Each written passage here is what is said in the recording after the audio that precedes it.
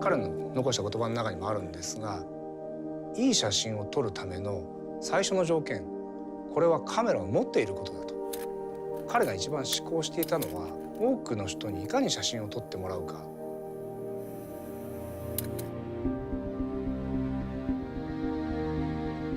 1960年代に前谷さんというオリンパスの技術者がいましてね。カメラが当時はまだ高級品なので、前谷さんをはじめとする開発の方々が多くの人に使ってもらうにはどうしたらいいかって考えた中で、カメラ自体をもっと安く作りたい。当時6000円で作れないかっていうふうにできたカメラです。そして当時高かったフィルム代、現像代を少しでも負担を減らしたい。そうしたらハーフサイズのカメラを作ろう。そうすると倍撮れるのですごく経済的です。35ミリカメラの24枚だと48枚撮れます。それが非常に画期的だということで、使われた。ペンが出た時にオリンパスを持って家族写真を撮ったりなんかする人が非常にいましたですね。主にプロを中心として使う機材が変わってきていた。なるべくいいものを作ろうと各社していて、どうしても大きくなってしまっている。その中で前谷はやっぱりプロが本当に求めるものってそういうことなのかっていうことに疑問を感じて、その中で生まれたのが OM1 だと考えています。結局彼がこれ集大成なんですね。やっぱりかなり命が吹き込まれたカメラではないかなっていうふうに僕は思います。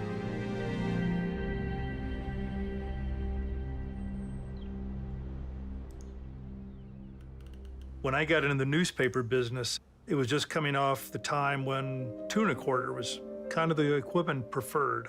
The guy that hired me came from the speed graphic day, the 4x5. As technology progressed, all of a sudden it was accepted that 35 millimeter was great for newspaper work. It's not as physically imposing as a larger camera.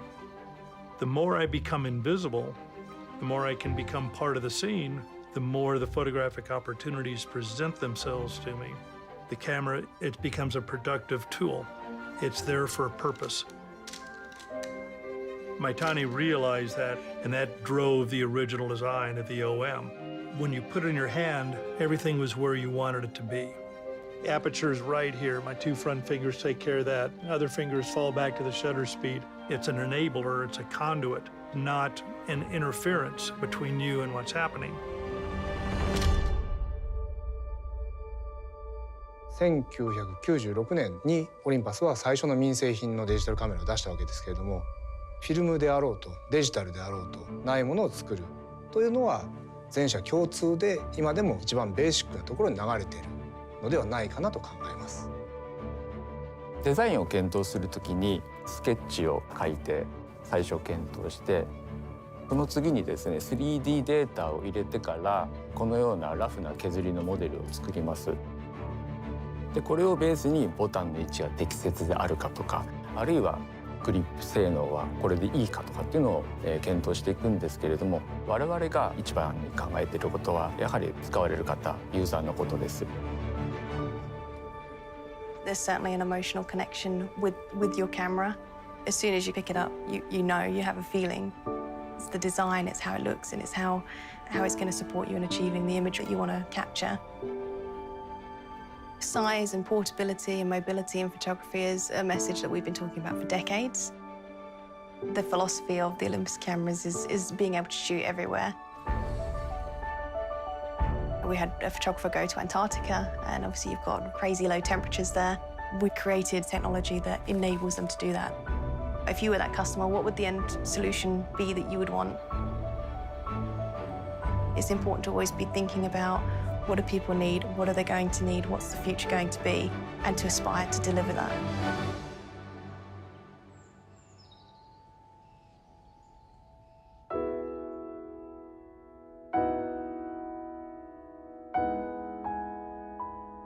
災害に遭われた方が取り戻したいものの最も大事なものの一つがやっぱ写真なんですね。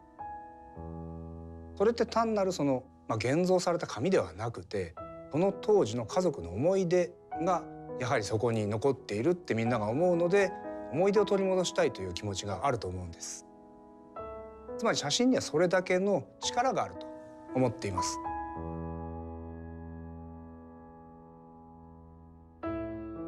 I've got a photograph of our son. I think he was a year old.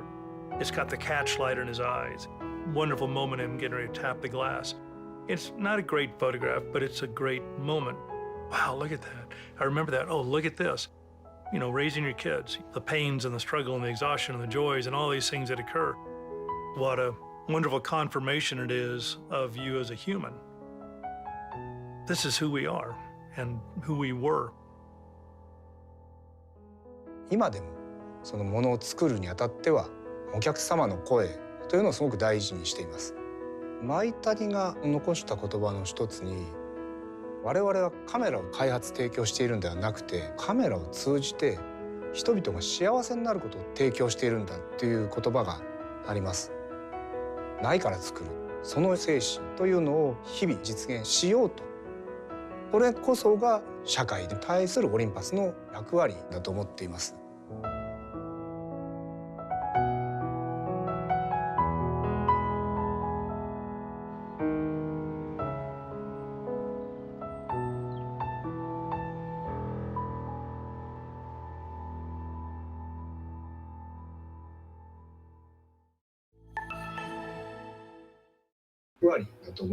Welcome, everyone. Yes, it is coffee time. Very, very special time today, actually. It's coffee time with me. My name is Jimmy Cheng. If you don't know who I am, I'm a professional photographer, filmmaker, and also an Olympus ambassador. So if you see the title, you probably know that we have someone very, very special coming here and talk to us about anything photography and, of course, Olympus as well. So please give a warm welcome to, I've got a list because, like, you know, it's such a long list. I need to address him. Okay, so it is multi-award-winning Alexa Elite National Geographic First Light Workshop owner and, of course, Olympus Visionary, Jay Dickman. Right, let me just bring him in here. There we go. So, please. Hi, Jimmy. How you doing? I'm very well, and how are you? Doing well. I think we've got that recording still playing in the background. Yes. Oh, right. Okay. Is it on your screen? Trying to maybe just mute it or. Of course, Olympus Visionary, Jay Dickman. Right, let me just bring him in here. I can hear my echo as well there. Yeah, it's how you doing? I'm very well, and how are you? Doing well. I think we've got that recording still playing in the background. Oh dear. Right. How is everyone anyway? And I can see that we already got quite a few people tuning in. So before we start today, what I'm going to do is to lay out some ground rules today. I know that we usually, have a random chat and everyone can just put their hands up and start talking to each other. But I know that everyone wants to talk to Jay, and he's a popular person. So I'm trying to organize the traffic a little bit. So instead of you guys are butting in and putting a lot of different questions, I would like you to restrict yourself.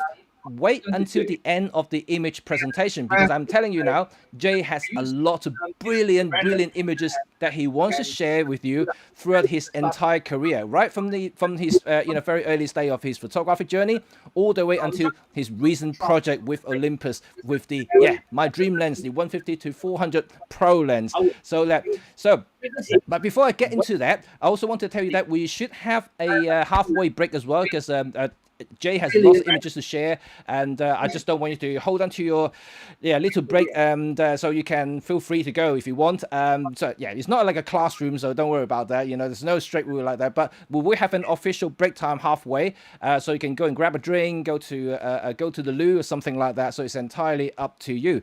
And also, finally, is that we have to announce the winner, the overall winner for our photographic competition, right? You know, and Jay, would you have the honor to present the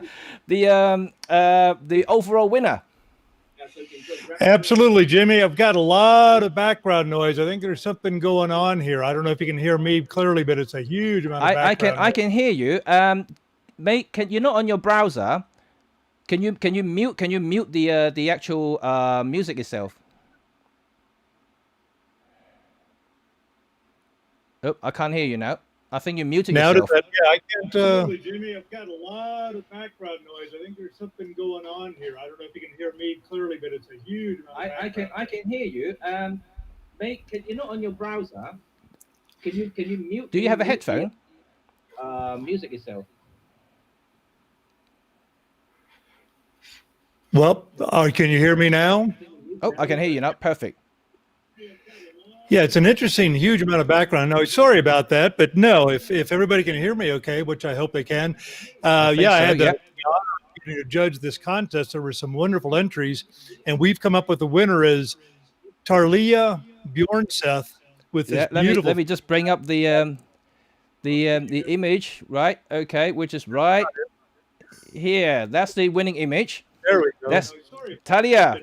So you have won the overall winner to be named as the photographer of the year.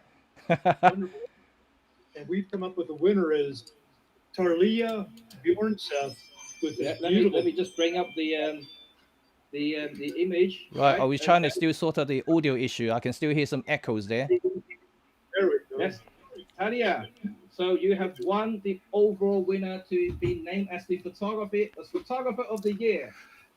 Yeah, it's a beautiful image. Really, looking through the images, I was really just drawn to this one when I got to it. I love the mood it creates. I love the texture, the color, the palette. Everything was working in this photograph. The others are absolutely wonderful images too. But you always, I think, when you're judging a contest, you go to what resonates with you, what really pulls you into that world. Indeed, I think that it's quite a special image in a way that for some reason is the whole, not only just the composition but the actual texture and the colors that actually resonate, the mysteries about the whole entire photo that kind of like capture your attentions right into the frame itself. Yeah, it's marvelous. Fantastic. So congratulations, Talia. You have won the Photographer of the Year award. So, and also, I mean, I have to say congratulations to all the winners. And what Jay has seen is basically all the categories winners, and he has the luxury to choose one of the best ones here that he think that most suitable to be named as the top image. So congratulations, Talia. And also, yeah, I just wouldn't say the others are bad, like what Jay said. The others are fantastic image as well, but contest is a contest. There's going to be a winner. So there you go. So we're all happy about that. And I think, yeah, this is the fantastic contest. And for those who didn't know that I ran a contest last year, they will be happening again this year. So you guys have to stay tuned for my announcement, usually through Facebook and also YouTube community page. And I also have a group called See the World Group on Facebook. Go and search me there, and I'll do the announcement there as well. Yeah, so that's very simple. And all my social stuff are actually on the screen right now. So you can also follow me there, and I'll announce the competition through all my social channel as well. So that will be very, very cool. Right. Okay. Fantastic. Let's get on with today's special talk with Jay Dickman. And I don't know. I'm shaking a little bit. I'm a little bit excited about the whole opportunity to speak to such a legend. Jay, it's an honor to have you here to talk to us about your photography. And I've seen some of your images already, but you are. The house is yours. I wanted to go through your images that is going to be on screen right now. And can everybody see that? I hope everyone can see it perfectly okay.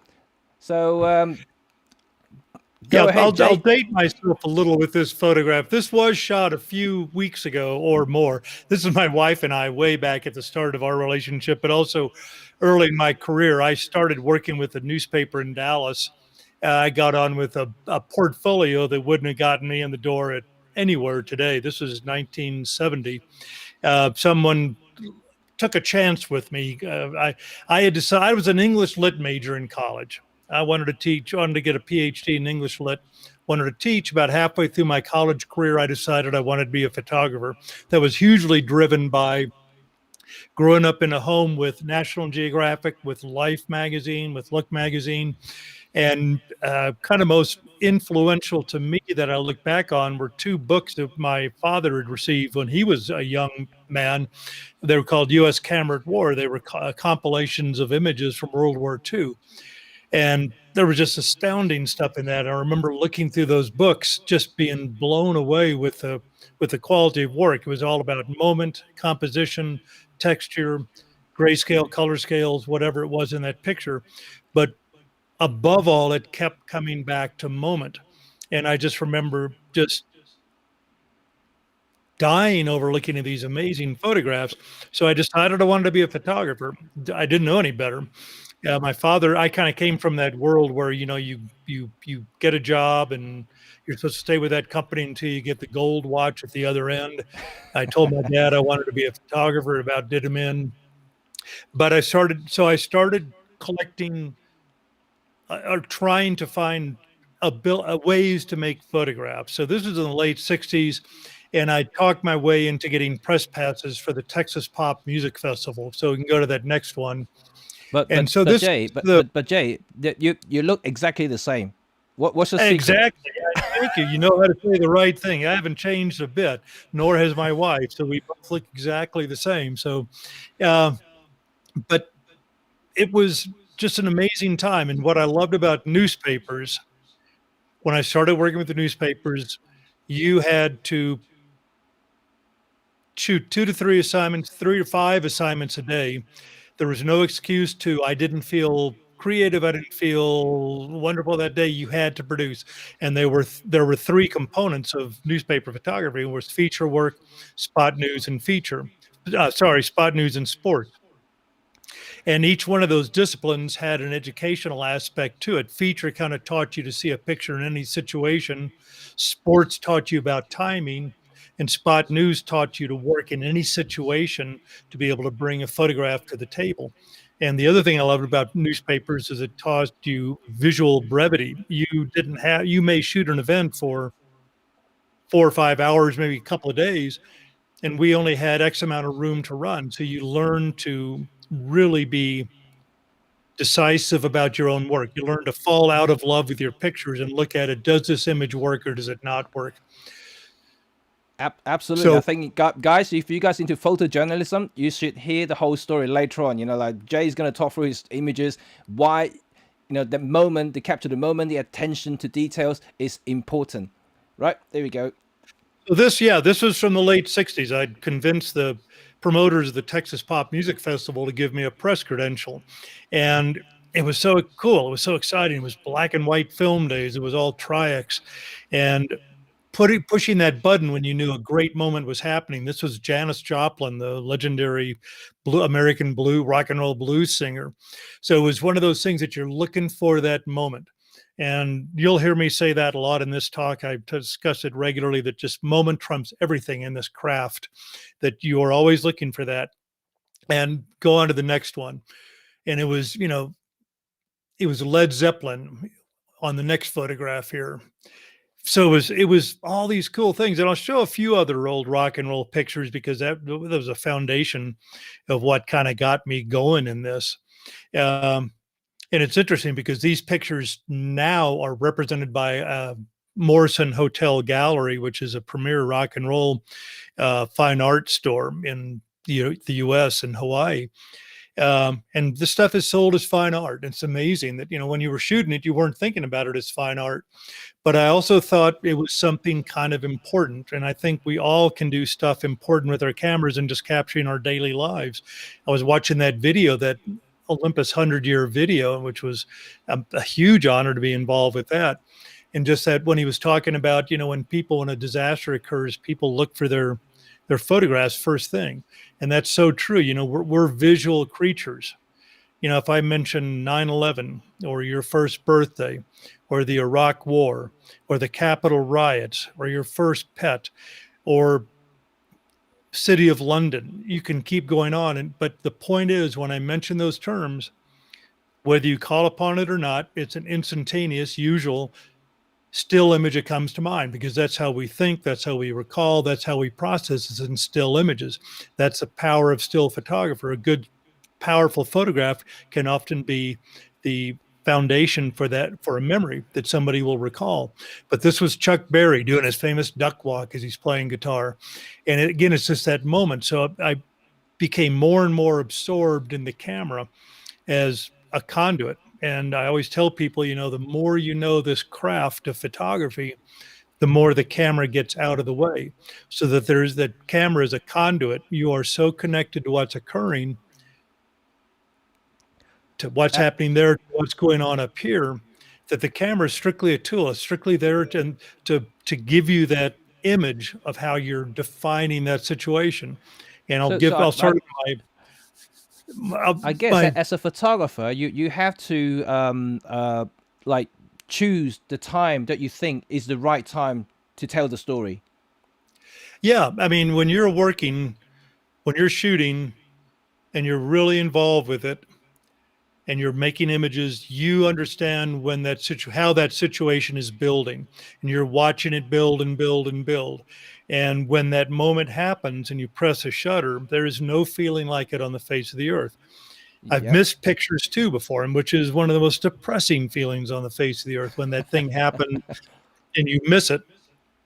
But what's great about digital, you have that confirmation ability on the back of the camera, the monitor, to confirm you got it. Don't chimp. Everybody knows what chimping is when you look at the back of the digital camera, look at your picture, and you see a great picture, and you go, ooh, ooh, ooh, ooh, ooh. And you look up, and the orca is jumping out of the ocean with a seal in its mouth, and you missed it. So what I always try to tell people, stay with the situation until the moment occurs. And you also need to learn, and you always get the question too for geographic, like, how many pictures do you shoot on assignment? As if quantity equates to quality. And my point is always, it doesn't matter. I'll show a picture much later in this where it was just 2 frames I had. I'll talk about that later, that I shot just 2 frames. But that's what I love about this process, is building those images. And I think I was saying to you the other day, Jimmy, that when you shoot a story for geographic, you get a 30-page story. They know how many pages are going to be in a story before you head out. And about 80% of my time on a geographic contract is research. I'm building everything. They give you every inch of rope in the world to hang yourself with. But you start working on that, and you think you've got a 26 or 30-page story. Well, that 26 or 30 pages is 13 or 15 spreads, right? When you break it to those open spreads, and you have to share it with this stuff called text. So those 15 spreads you've got, 16 spreads, become 9 or 11 photographs. What do you use to determine which pictures? What's the connectivity that holds those pictures together, that holds that narrative together? So I'm a real believer in visual narrative, that there's these kind of components of it. But we can go on from Chuck Berry here. So, no, it's fantastic, because I think that from early on, when you talk about chimping, is something that I see a lot of younger professionals who haven't been into the field long enough to realize that they were actually doing that as a habit. And just to give you a very quick example, is that I've seen young wedding photographers who, when I was a guest at a wedding, I saw him operating his cameras, and after a couple of shots, he was chimping. He was looking at the images he literally just shot, and then he missed the moment, and it was the big moment, like it was the first kiss. He actually missed the first kiss, and it is something that I think that it can be overlooked, because people just got so used to it now that when they take a couple of shots, they look back at the screen, and then they just forgot about the whole process. And so when I talk to photographers, wedding photographers, I said, look, you have to stay on with your subject. You have to stay on with the subject. You cannot look into the cameras. You have to trust whatever you took. Don't look back, and just have to keep shooting until you think you have got the shot. You're not going to change it when that moment's gone. It's over. Absolutely. When it's gone, it's gone. You cannot get it back. You cannot say that. Can you kiss again? It's a real time moment, and it's nothing you can do about it. That's it. And I was saying the other day that, to address that, you use the monitor on the back of the camera to confirm that you're getting the picture, and that's it. Exposure and this kind of thing, your histogram, but stay with the scene. I've said the other day when you and I were discussing, the great thing about digital, you can shoot all you want. The terrible thing about a digital, you can shoot all you want. And people tend to overdo it, which makes an editing nightmare when you're culling the photographs. But it really comes down to, excuse me, when you look at that body of work, when you're deciding which images, you really have to be ruthless in this. Okay, what is working, what isn't working? Your audience doesn't care about the backstory about, well, you don't know what it took to get this picture. I don't care. Does it work or does it not work? So this is... Wouldn't you agree? Because you talked about anticipation earlier. Like you were basically building up that moment, and you basically press the shutter, and you click that shot that you think is the climax of that shot, and then I think what a lot of people also miss is the process of that anticipation. Now, like you said, people overdo it. People machine gunning. I mean, that's the term we use these days. They machine gun the whole event, whole everything, and they end up with thousands of photos, and they lost that emotions in the photographs because they just keep on clicking it. When you do that, when I see photographers just press the button, you become a technician all of a sudden, because then you're just having to go through to find the image instead of being a photographer. We have taught workshops where we have given our students a 128 megabyte card, and here it is for the day. Well, what's that going to be? 8 photographs? 10 photographs? Knock yourself out. Think about what you're shooting. Jim Brandenburg, a geographic legendary photographer, did a book called Chasing the Light, where he spent 1 year and he's shooting in his hometown area of Minnesota. And he shot 1 picture a day, not 20 pictures to get to one time he pressed the shutter a day. And he did this stunning book. And there's a real lesson to force yourself to slow down, to engage with the situation. Put a small card in if you want, if you're going back to, there's a big renaissance in film going on now. I think it's a fantastic thing. But guys, everybody online now, did you hear what Jay just said? Do you want to set yourself a challenge? Just take 1 photo a day for the whole year. No more, no less. Just 1 photograph a day. Lesson, it really is. It's a discipline. I have to say, it's a really discipline on its own. Yeah, absolutely. But I was lucky I got to photograph the Sex Pistols when they did their One American tour. I don't know how many tours they did in UK, but that was Johnny Rodden. I just love this moment of that intensity of his snarl towards the camera. And like I said, man, when you get that moment, and when you miss the moment, and you have to know when to cut your losses. Okay, I've spent X amount of time here. It's not going to happen. And you have to learn when to walk away. But you also learn, and again, I really like working in single frame mode. People always ask, like, well, what's your favorite exposure mode? And my answer is always, it depends. What are you trying to accomplish?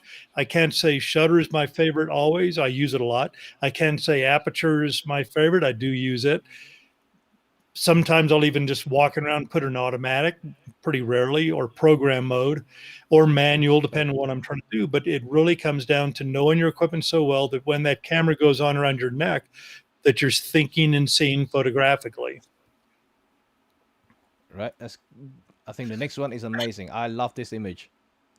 Yeah, this is the Rolling Stones in concert in Dallas back in like 80 or 82. And just this torrential downpour. Mick Jagger is not connected electrically to his amplifiers. He's playing remotely. Thank heavens, he would have been fried. But just this torrential downpour.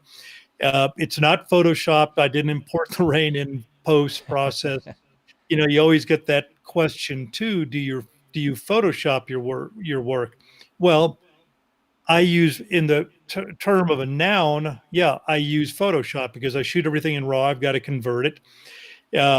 Do I use it in the term of a verb that I Photoshop my work? I take out backgrounds, I add things? No. That's what I love about the world from which I come, which is documentary, photojournalism, reportage work, where you have to get it in camera. And this is one of the great things about shooting for Geographic for years too, is in film days, it was all slide film. And slide film has such little latitude for error that, okay, well, one of the first thing I thought is, well, I'll take that 36 exposure roll of film and I'll bracket. So that 36 exposure roll of film essentially becomes a 12 exposure roll. Well, that didn't work. So I learned, I'm going to learn to expose correctly. So I did.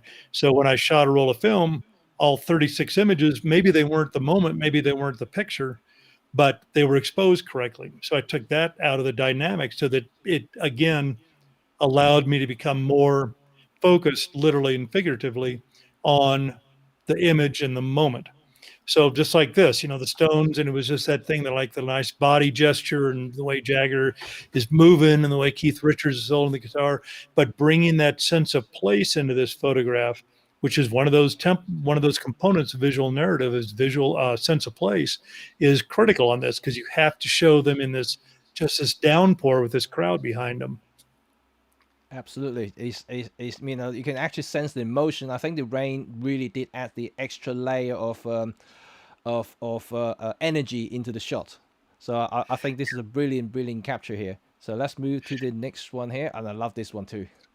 And this was from I from Texas. I grew up in Austin, and we live in Colorado now. But this is a Willie Nelson picnic way back in the 70s or 80s, and these were 3-day drunken, crazy events where it was all the Texas country music people, Willie Nelson, and all these. Well, we have something similar here called Glastonbury. Yes, absolutely. But it was but Willie Nelson in Texas was like a god. And I had to go photograph this thing for our paper. I photographed a number of them. And these were 3-day long events. And even with I was there for all 3 days, and it came down to, I'd love to run, 100 photos from this. Well, the reality of it is you get to run 3 photos from it for space because there's a limited amount of space. So I needed to have a sense of place picture. So I knew I wanted to get up above the crowd, looking down with the cowboy hats and trucker hats and everything with those light beams coming across with that little bit of ambient light in the sky. So it's again, knowing that technical component where it kind of gets out of the way, where when something happens, you can react to it. And so I was like, okay, this is our lead. So we use this picture on the front page. A good scene setter could tell you kind of what I try to do. What I think a good photographer does is puts their audience into the scene. I think that's really critical to do for a photographer, whether it's for newspapers, whatever it is. So we can move on to that second one. And then a photograph of the crowd. I love this photograph. To me, it's all about moment. These crazy people, drunk and high and all this stuff. And this guy's leaping through the air, pouring rain, and there's the mud, and there's broken glass and everything else. But I love the fact that you can study the energy in his face and his body extended. This is what I love about still photography in general, is its intimacy. Because we can pick up a still photograph and look at it and let our eyes move across the surface of it. We don't do that with movies. We don't do that with TV.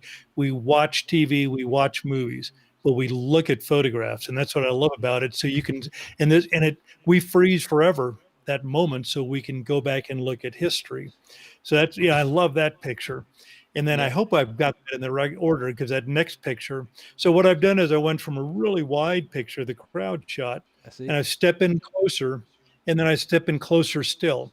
And so these 3 pictures were the representative images from this event. And it's a young lady that had been mud wrestling with friends, and she's dropping, I'm sure that's water she's drinking to refresh herself with, but I love her being covered with mud. So those 3 images tell a story of this event.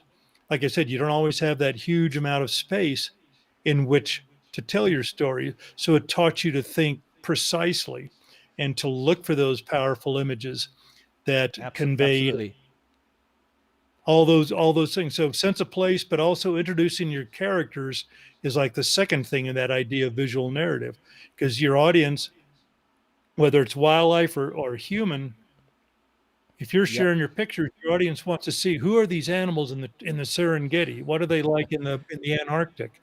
So this is just a little mini story on. I think it's good in terms of storytelling or photojournalism. Like you said, it's not always just about a single image. It's a series of images. It could be 2, it could be 3, it could be 5. When you join them up together, it give you the entire story of and a sense of space of the entire thing that you want to cover. I think it's something I always tell a lot of younger photographers. They're always trying to focus on one shot, but sometimes it's depending on what sort of thing you're covering. It may not be just single shot. It could be a series of shots to tell the story.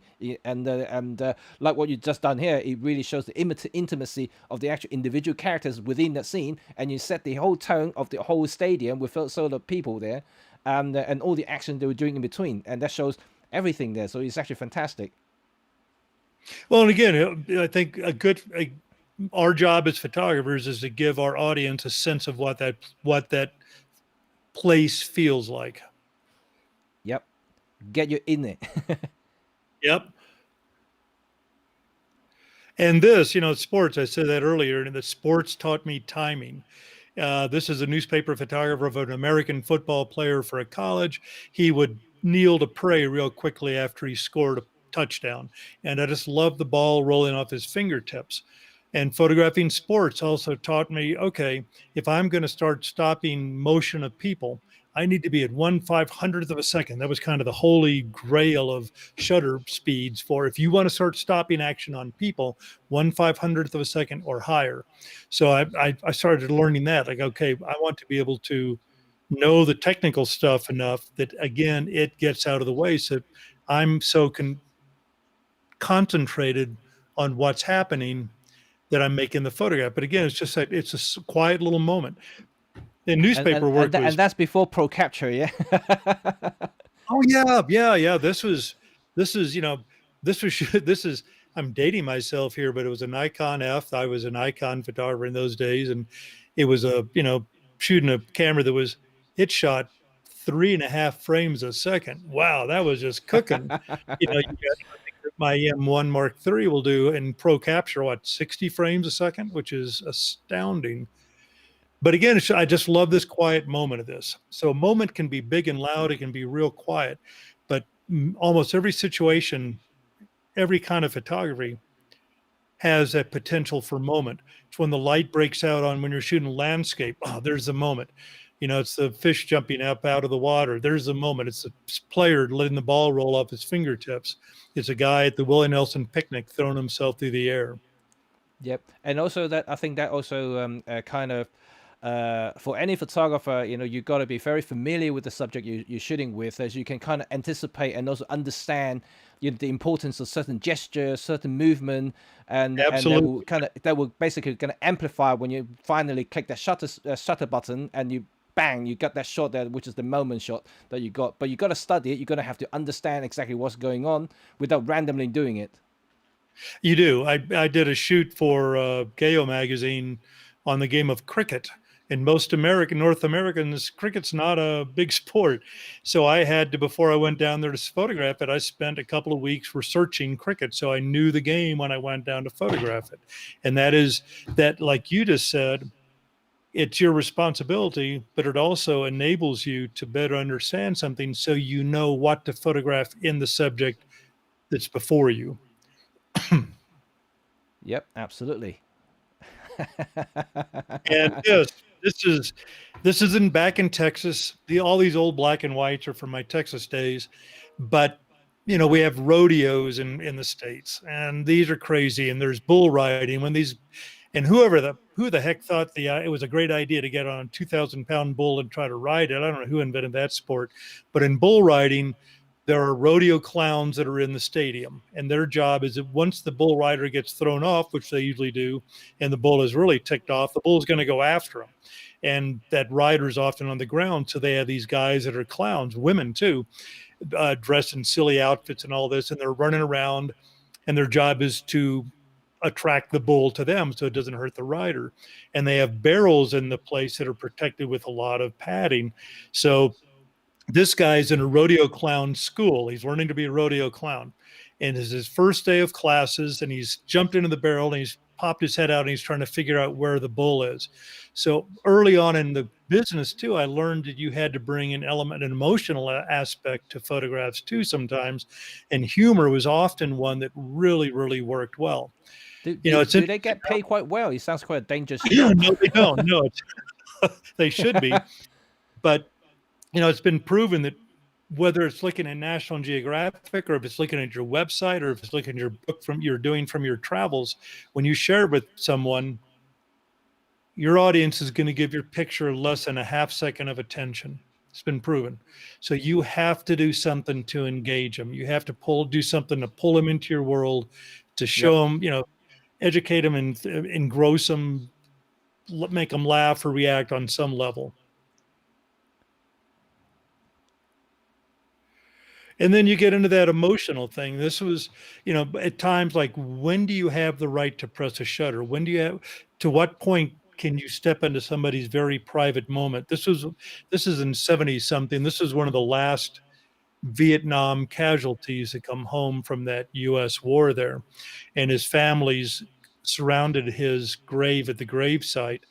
And again, it's just, to me, I don't feel like I intruded on their horribly personal moment. I didn't run around to the front, but this picture to me showed so much more of that emotion, with the little girl leaning in with her purse, with the flag stuck under her arm. That's, I believe, her brother in the middle, who was also military, with the tails of his jacket flipping up. There's a gravesite on the right. There's the benches, the pews on the left. It's just a quiet moment of a very sensitive scene. So, but you think about, there are a couple of great photographs from the Vietnamese War. Eddie Adams shot the famous photograph of the Viet Cong suspect being shot in the head. Nick Ut photographed the young Vietnamese girl running napalmed naked down the street, down a dirt path. And those two photographs, and for most people that are listening to this, as soon as I mention those pictures, those were instantaneously in your mind. Those images. And those two photographs were attributed with helping to bring that war to an early close. So this is an extraordinarily powerful medium that can have impacts and changes in people's lives. Right. And this was, I came to work at the Dallas Times Herald. That's where I worked in 1970. One of the first photographers I met was Bob Jackson, who'd photographed Lee Harvey Oswald, the assassin of John F. Kennedy, being shot by Jack Ruby. It was a Pulitzer Prize winning photograph.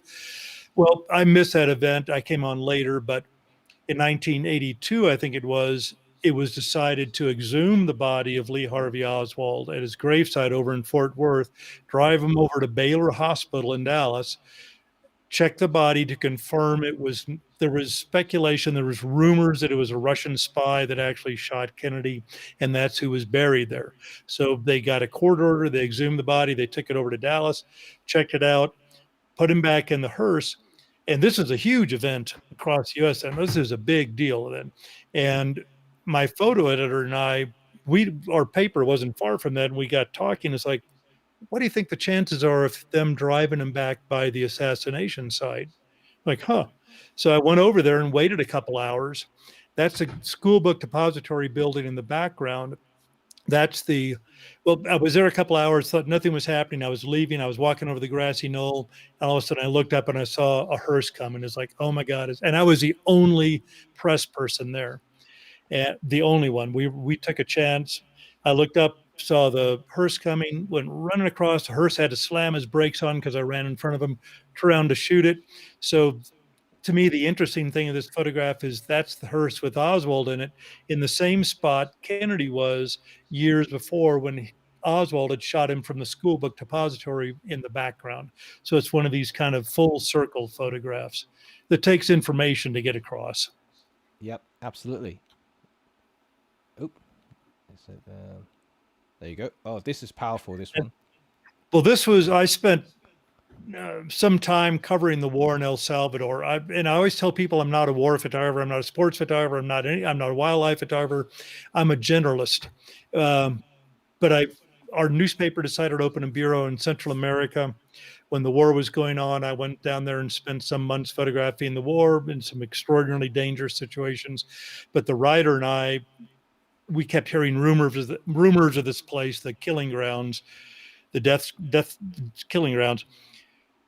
No one could ever find them, where they were taking death squad victims and dumping them and all this. And I went down there one time at the writer. It's like we heard rumor that it existed outside the city of San Salvador. So we got up the next morning, drove out there. walked into this lava flow, just a rider and myself. We had a taxi driver and started looking around, and we found this skull of a person that was a death squad victim. And then we ended up finding 53 bodies in varying degrees of decomposition from the night before to this.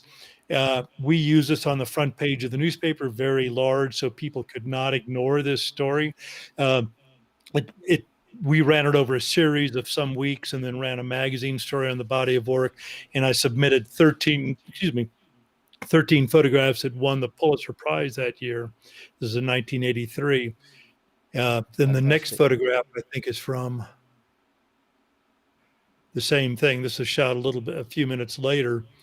And this is one of those scenes that you see, and it's like, oh my God, this tells if you're thinking to yourself, this tells the entire story of this. So I, crawled up there. It took minutes to crawl up to the scene where the human remains in the foreground and a buzzard up on the background. And I think the silhouette in the background, that the bird, it really kind of amplified the entire whole scene. That ties it together. Yeah. And then the next picture is from I went down there for the elections, and I was sent in a barrios in Salvador and woke up the election day morning to a helicopter gunship over our little hotel. And a group of guerrillas that tried to sneak into San Salvador to create a disruption to break up the elections. They were discovered by military patrol. Military patrol came in, and it was there were a couple of other photographers and a film crew and myself there. And it was one of those things that it was such horrible carnage you saw in front of you. They were executing these guerrillas in front of us, that I think that camera, that putting it to your eye where you drop that dimension of depth, almost helped to maintain the sanity of what you were seeing. But in the middle of this shootout, there was a little corrugated metal shack, and the soldiers had killed all the guerrillas at this point, and they saw the shack and it was full of bullet holes. They went over and kicked the door open, and there was this young couple inside, just terrified, dragged them outside. They were going to shoot them. We had cameras in their faces. We had guns in our faces. And finally they decided to let them go. And this is the young woman that, just as she's fainting, these two soldiers are picking her up. This is just amazing. I do have a quick question, Jay. Like when you're working, when you obviously as a journalist, you go into any sort of location, any sort of situation, whether it's going to be war, whether it's just going to be a normal event, anything like that. But in wars in particular, like these few images are quite powerful.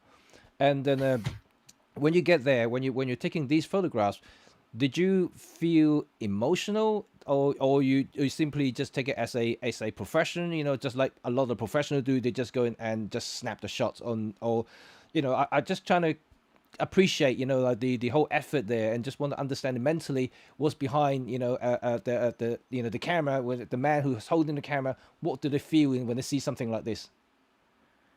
I think the emotion for both those, you try to work professionally, but you're a human too. You're seeing horrible things happening to another human being.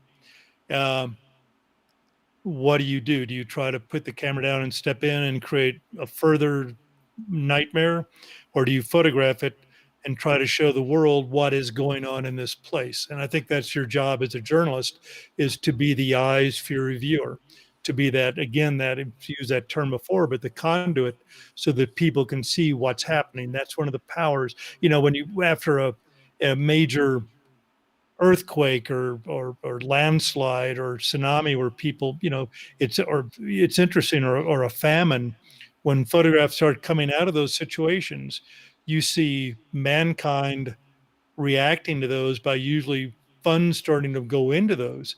And it's because of the visual. It's in a large part because of the visuals, because we photographers provide that access to this often horrible, dangerous, sensitive, obscene, crazy moment. That's our job. And I would wake up weeks after that, just horror, nightmares and everything else from this. I bet. A lot of the really dark photographs I did not include in this presentation because they're really horrible. My goodness, yeah, I mean, I can totally understand, and yeah, truly appreciate your work, especially like you said, presenting the world, how horrible war is, in general, and it's a lot of people just don't often see, especially over the past 2-3 decades, like, especially in the Western world. I'm not talking about certain places in the Middle East, but like we certainly don't see wars, as much as we do in back in the 60s and 70s, and so it's a powerful thing for people to see, especially when they see images like these. They can imagine, and what's going on, what's behind it, and why is she crying, why is she, it's a very, very for me, it's quite emotional when I see something like this, and I can kind of relate to that a lot of things, and it's just a very, very good image. You're trying to convey the emotion, but you're trying to make it in a photograph that has structure, that has, I mean, all these elements. It sounds almost strange, but you're trying to bring your own visual style into these things, where you're in a situation where I was shot directly at. I was almost executed one night intentionally. You're into these situations, and I had 2 photographer friends that were killed there. And I was curious how I'd do in a war situation. And it was interesting because the paper, after I finished this and after I won the prize, and this won a few other big prizes, but they wanted me to go to Beirut and continue being a war photographer. And it was really honestly appealing, because I think adrenaline has got to be up there with heroin on its addictive ability, on its rush, on its high. But it was like, I just met my wife before that, and it's like, I found somebody in my life I want to be with. I don't necessarily putting myself and but having said that, the potential for change, the potential for making impactful images that convey a powerful story are so prevalent in this type of photography. It was very tempting to continue, but I didn't. So, and I think this is the last really dark photograph that we've got in this series. It is. But I think the world needs to see some dark images to remind them how horrible war is. Yeah. Yep. Holy cow! Then we jump to something totally different. To a much brighter one. A whole lot of different. Yeah, I worked on a series of books called A Day in the Life of books. It was done by Rick Smolin and David Cohen. Had a brilliant idea to bring in a group of photographers to a place. Everybody had an assignment to go to a certain place within that country and shoot during this 24-hour period. Day in the Life of America was the only photo book that was ever #1 in the New York Times bestsellers list. It stayed on the list for over a year. And that opened the door to a lot of others. My assignment on this one, this was Day in the Life of America, was to go to the top of Mount Washington in New Hampshire, which has the worst documented worst weather in the world. They've had wind speeds of up to 230 miles an hour on top of 350 kilometers an hour on top of Mount Washington, New Hampshire. And I went up there, and we had this amazing storm blow in. I had a guide arranged to meet me the next morning so we could hike off this mountain. And this was the picture we use as a big 2-page spread in the book that, again, I think gives you a feeling of this place. Day in the life books were wonderful. And I did a number of those. And it was actually after Day in the Life of Africa in 2001 that Olympus was the big sponsor on that, and we all had to shoot with their digital technology, which was the E10 or E20 camera, I think, at that time. And most everybody on that book came from film background, so this was a new critter for most of us. But myself and a number of other photographers, kind of holding this camera, working with it, realized this is where this is the future. This is where it's going. So we kind of embraced the digital technology right away. Wow. And then Olympus next year from that called me to ask me to be one of their sponsored photographers. And I have been since then. And it's because I really passionately believe that what they're doing is correct in making a smaller footprint of equipment that you have with you. What's the best camera to have? It's the one that's in your hands when you need it. And that's what I love about it. Especially for your type of jobs, mobilities and agilities is a key factor there. Absolutely. Absolutely. So yeah, this was Day in the Life of Africa. I mean, Day in the Life of America, sorry. And Day in the Life of the Soviet Union back when it was USSR. This was a horse riding drill and shot with a 600 millimeter f4 manual focus lens. But again, that is the moment where the hooves are all off the ground. The guy's reaching over to kiss her. It's called Kiss a Girl. It's a traditional Ukrainian horse riding drill that they do. But you know, when you have that wonderful light like that, that overcast, like, oh, everything smooths out. It compresses that dynamic range, that light to dark range, and just creates this wonderful visual opportunity. Yes. Oh. And then Passage to Vietnam. This is another in that same, the book's title was, but it was by Rick Smolin, Day in the Life guy. And my assignment was to go to a village up along the far northern Vietnamese Chinese border, a little village called Sapa.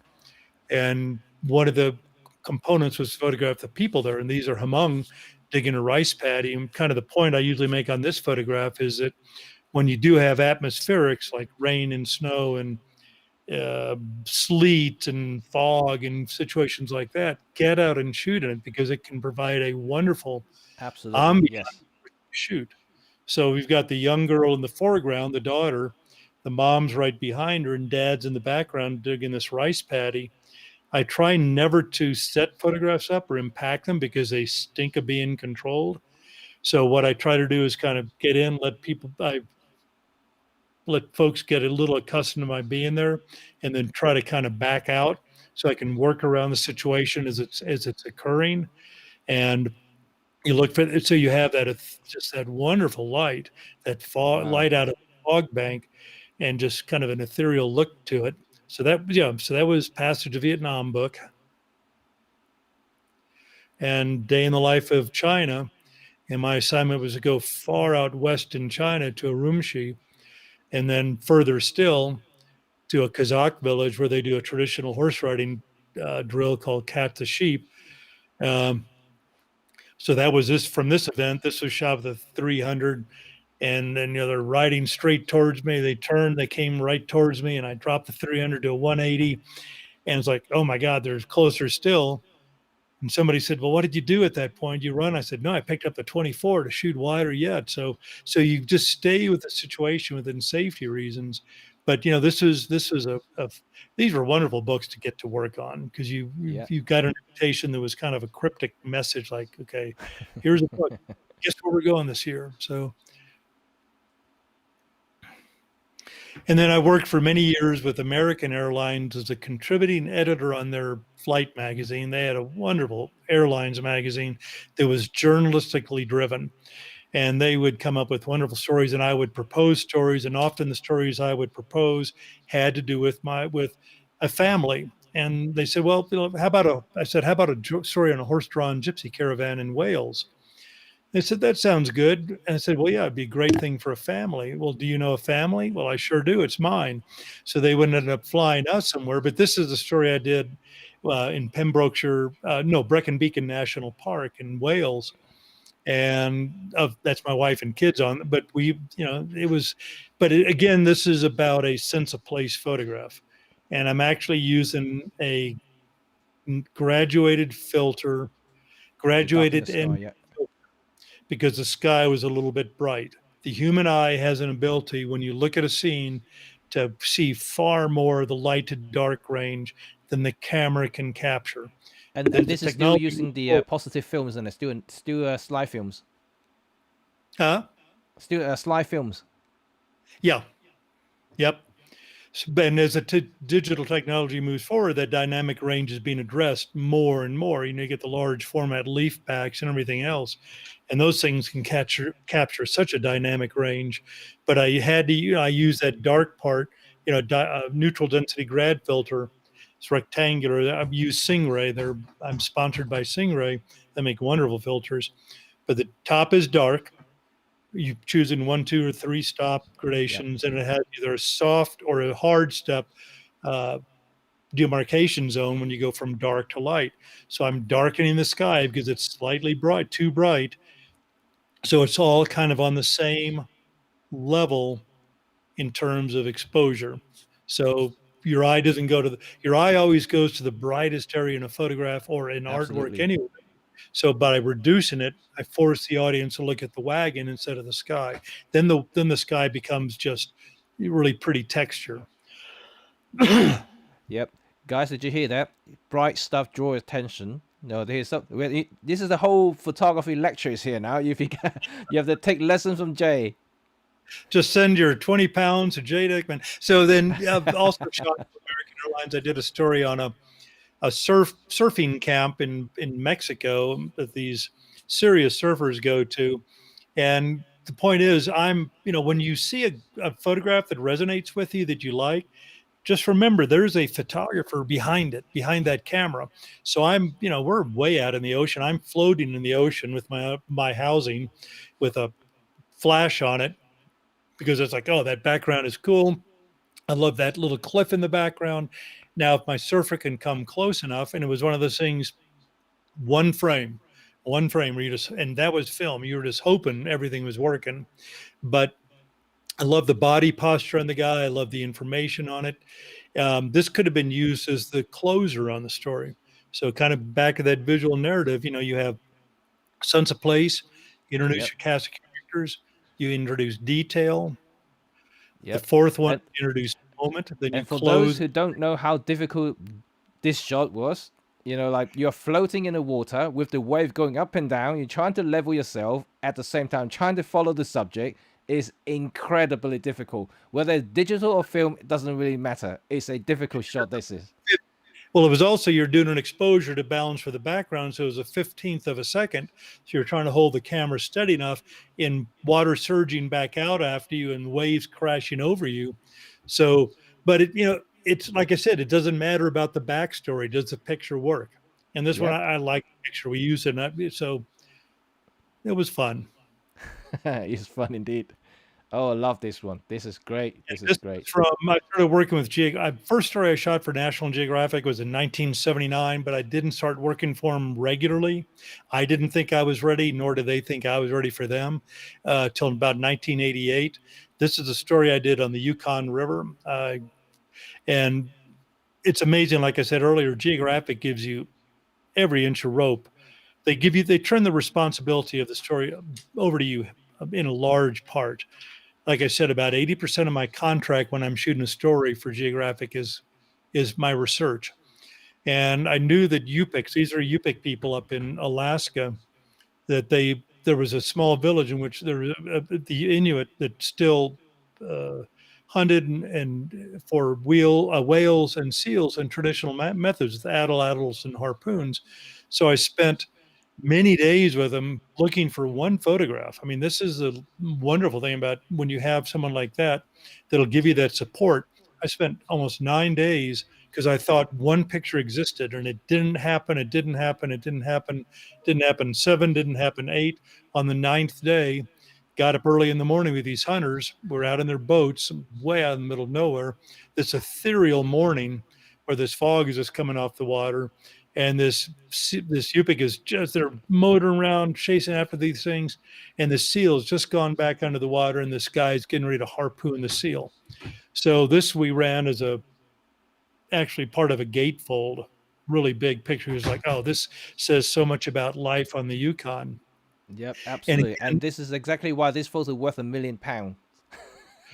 Well, this was, yeah. I mean, I was sweating bullets because it's like I've spent this many days and I haven't gotten anything to show for it.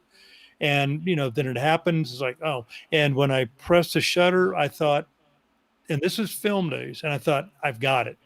I didn't have that luxury of getting to see it for like 3 weeks later because I was up there for a couple of weeks still, and then, ship the film back and all this. But everything came together. And this, again, was on slide film. So everything had to come together, the exposure and all. Yeah. Oh my God, it's in slide film as well. So this is going to be a very tricky shot to do. This was yes.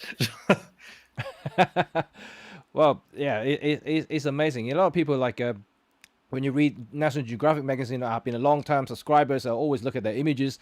At some point, I did contribute to some of their travel stuff, and the amount of patience that you have to give to take shots like this is incredible. And also, it can, you know, if you're not in the boat, you probably in the shoes, you probably wouldn't understand the you know, sometimes I bet Jay, you probably would have a little bit anxiety, you know, you just really want to get a shot, but it's just not happening, and day after day after day, and it's not happening, and but when you finally nail that shot, that you think you got it, because obviously, like you said, it's still in film, so you don't see the result straight away. It must be quite a you know, you must feel quite anxious about the whole thing. To say the least. And conversely, I wouldn't tell you the story on this because I won't divulge what happened, but I could tell you the same kind of situation where I hung in there built a shoot about one specific moment that I missed. And I woke up for weeks after that thinking about what I missed. So it's a manic depressives business too, because the highs are incredibly high and the lows are like, I hate this. I'm going to go do anything else. But honestly, and I'm a real hardcore critic of my own work. If it's bad, it's bad. But when it works and it works with me, I still look at it and go, man, I still like that. That still just has a nice resonance. So like, just, you know, another lesson in life is, you know, if you miss the shot, if you miss something, you know, don't give up. Just keep moving forward.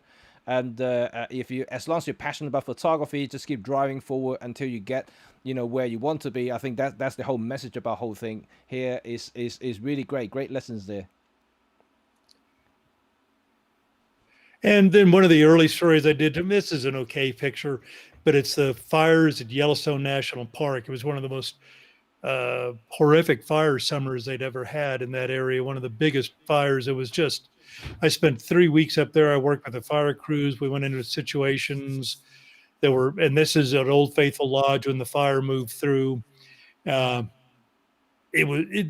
was a fire beyond comprehension how big this thing was. When it came over a hillside about 3/4 of a mile away from us, like about 2 kilometers, no, about 1.5 kilometers.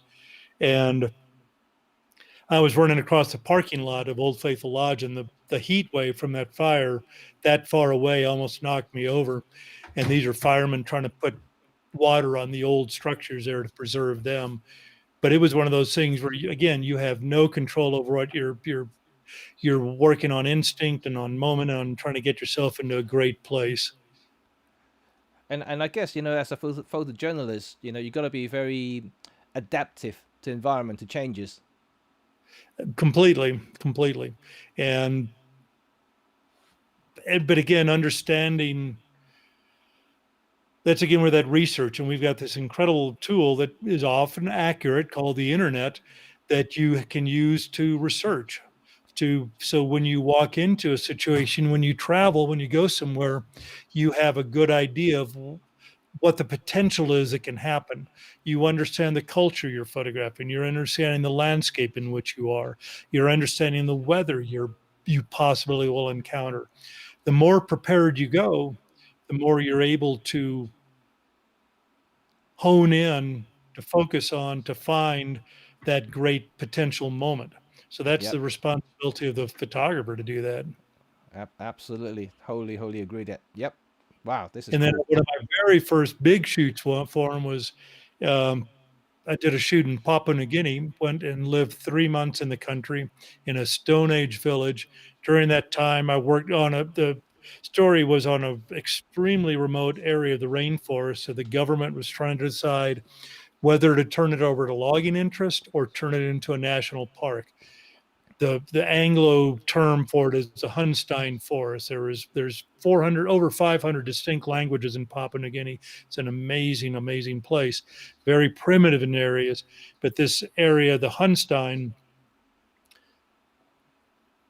it was believed that even locals didn't go into it as a huge forest tract in a mountain range because they felt that spirits lived there. So I work with Bishop Museum out of Hawaii, putting together an expedition deep into this rainforest for 6 weeks. We hiked in, and we had the villagers that helped carry all the equipment because we had a lot of scientists with us.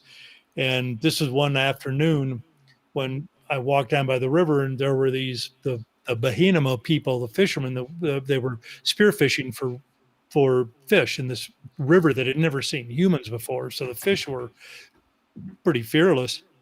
But I love this. And again, I think our job as a photographer is to look at a situation, look at the light, look at the structure. Photography, what I love about it, is always problem solving. What can I do to accomplish this? What do I need to eliminate in the photograph? I tell people that, in our workshops, that when we look at their work, I don't want to see your cropped picture. I don't want to see the picture you've tweaked.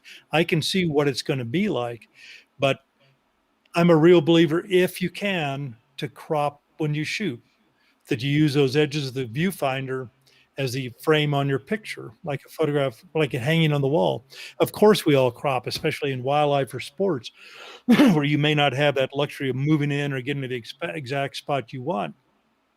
But, if you look at some great photo shows from classic photojournalists in black and white days, they print their pictures with the little thin borders around them, black borders. And that told you that was the very edge of the frame. And it was a statement of, this is the entire frame. So about 90% of what you're seeing in this presentation is uncropped. And I think it makes you a better photographer. I think it makes you understand that idea of seeing photographically far more efficiently, because you realize, like a painter, this is the edge of my frame. Michelangelo didn't crop many of his paintings. He's working within the confines of the framework. There actually are some legendary paintings that have been cropped. They tucked under and cropped, but still, but I love the layered look of this photograph, that you have the attention of the fisherman in the foreground. He's almost, if you look at a rule of the third thing, he's almost in that left hand rule of the third point dynamic, power point. And then your eye pulls across to the fisherman in the background, and then you have that sun ray coming in, lighting the front of the guys on the right. So it's again being so connected to that viewfinder, that your eye is dancing around the viewfinder when you've got it up and you're making a movement. Oh, if I move down 6 inches, it'll be better because I can isolate the guy's head in the foreground, or move up. It's that being so attached to it that you know what the picture is going to look like. Yeah, right. Oh, yes. And this is another story for Geographic. It was on bat radar tracking. Really incredible story. This is at Bracken Cave in San Antonio, Texas. It's one of the largest biomasses on Earth. It's 20 million bats emerge every evening to go feed. Incredible story. And I won't go into it. I get excited talking about all these because that's what I love, Jimmy. That's what I love about this business, is that my wife was a photographer years ago, and she was an incredible photographer. She was listed as one of the 5 upcoming photographers in the U.S. But I remember telling her years ago that what I love about this business is that if you glean a little bit from every experience you have, it's just this amazing education into the world. But anyway, I won't go into that. But this is on. So I wanted to photograph these bats emerging, and I'm using a couple of flashes to light them, and I wanted them to be overexposed because I wanted them to look kind of ethereal.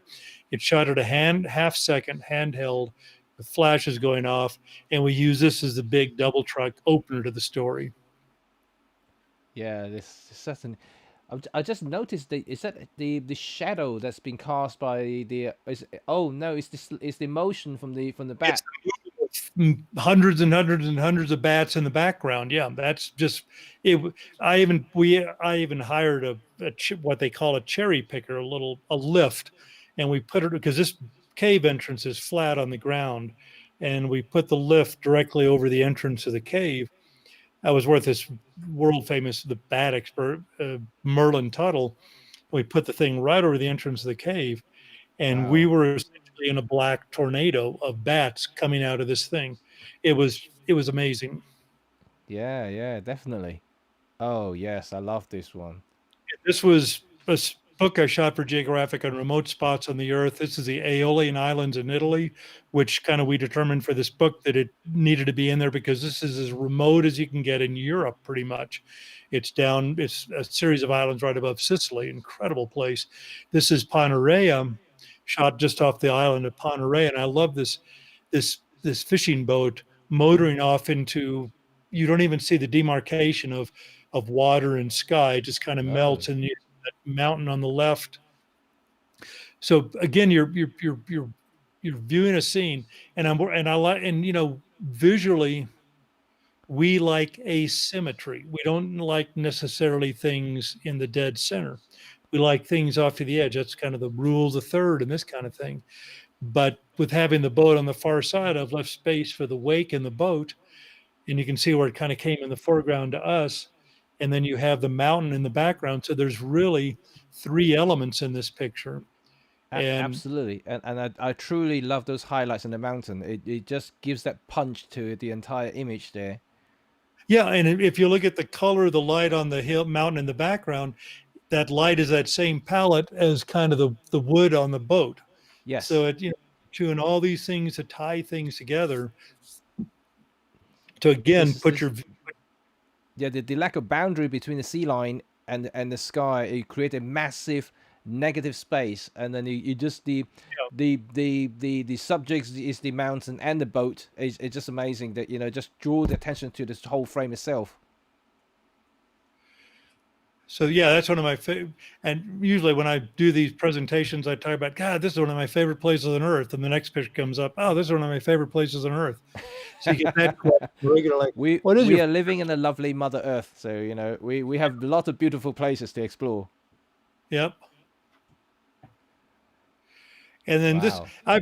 I've photographed the tepuis in southeast Venezuela several times. If you've seen the movie Up, the Pixar movie Up, the animated movie, that was based on the tepuis. Angel Falls comes off the top of Ayan Tepui. Angel Falls is the tallest waterfalls on Earth. These are some of the oldest geological formations on Earth. They're extraordinarily remote. I spent 6 weeks on top of them on one shoot for Geographic on a book on remote spots on the Earth. They're just stunningly, stunningly beautiful. I was there on another shoot, and I was in a small village, and I was going to fly on a DC-3 unpressurized aircraft to another village. And I knew we were going to fly over Angel Falls. It was a commercial flight. We had like 6 people in the back with me that were on just, passengers, locals, flying from this little village to the other. So we took off, and as soon as we took off, the air attendant came back, and I called them over, and I said, in my broken Spanish, I said, can you ask the pilot if I could come forward to photograph Angel Falls? We're going to fly over Angel Falls, and I want to photograph it from the cockpit. And it was said, no, senor, we do not allow anyone in the cockpit, or I'm very, very sorry. And I thought, well, I took out a card and I gave it to them. I said, I'm with National Geographic. Just please ask them if they don't, that's fine. Okay. So they went up forward and came back, handed the card back to me and said, the pilot loves National Geographic. He subscribes to the magazine. He wants you to come up right now because we're almost Angel Falls.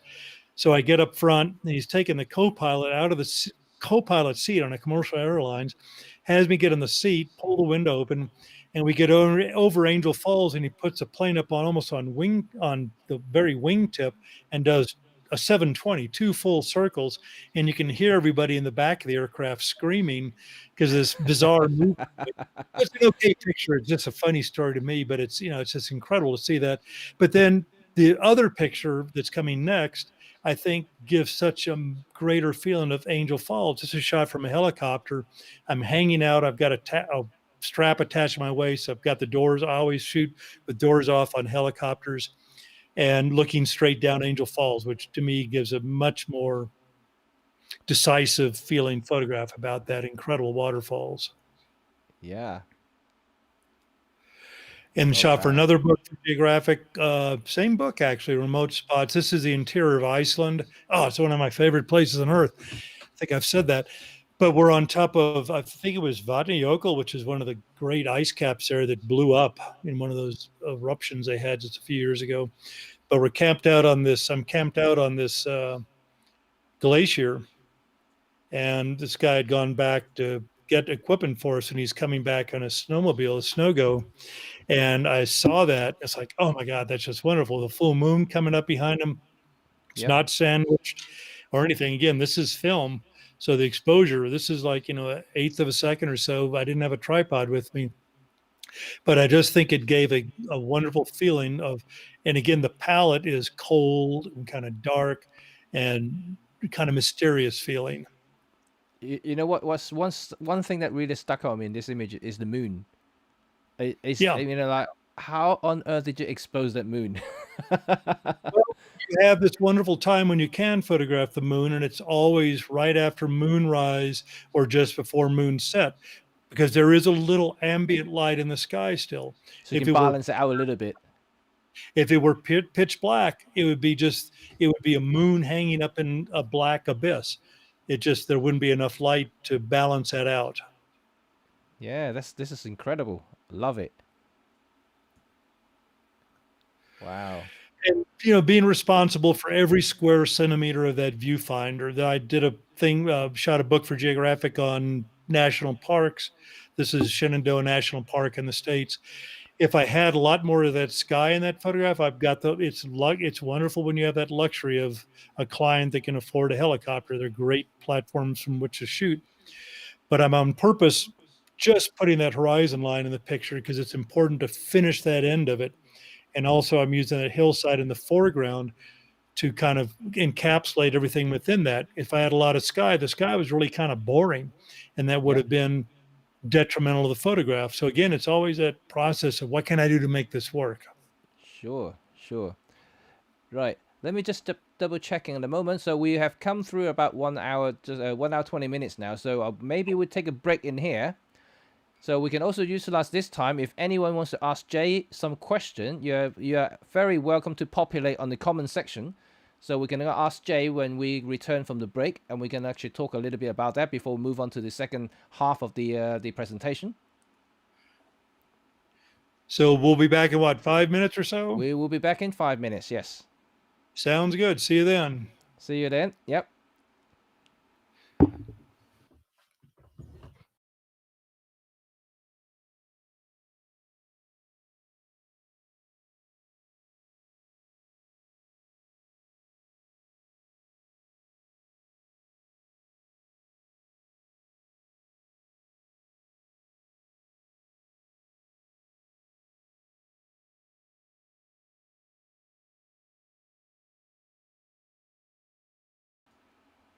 So while Jay is on mute, so he can take a break, let me carry on here for a little bit here. So how is everyone going? And I know I usually say hi to everybody who joined the live, and yeah, unfortunately, I'm trying to change the format just a little bit, just to respect Jay's time here, because he's a precious man. So it's a very great honor to have him on here. We can talk about photography, and of course later on, if you have any questions to ask Jay, you're very welcome. I know I already got a couple of questions people has been sending me privately to ask Jay, and I know they can't be here today, so that I will ask on their behalf. So that would be really awesome. I'm pretty sure that they're gonna watch this replay when this live stream is finished. So go ahead if you have any question whatsoever about anything that you just saw, or anything about Olympus. Of course, you know that Jay is Olympus Visionary, and he's been with Olympus for a long time. So yeah, anything that you would like to ask is very, very welcome here.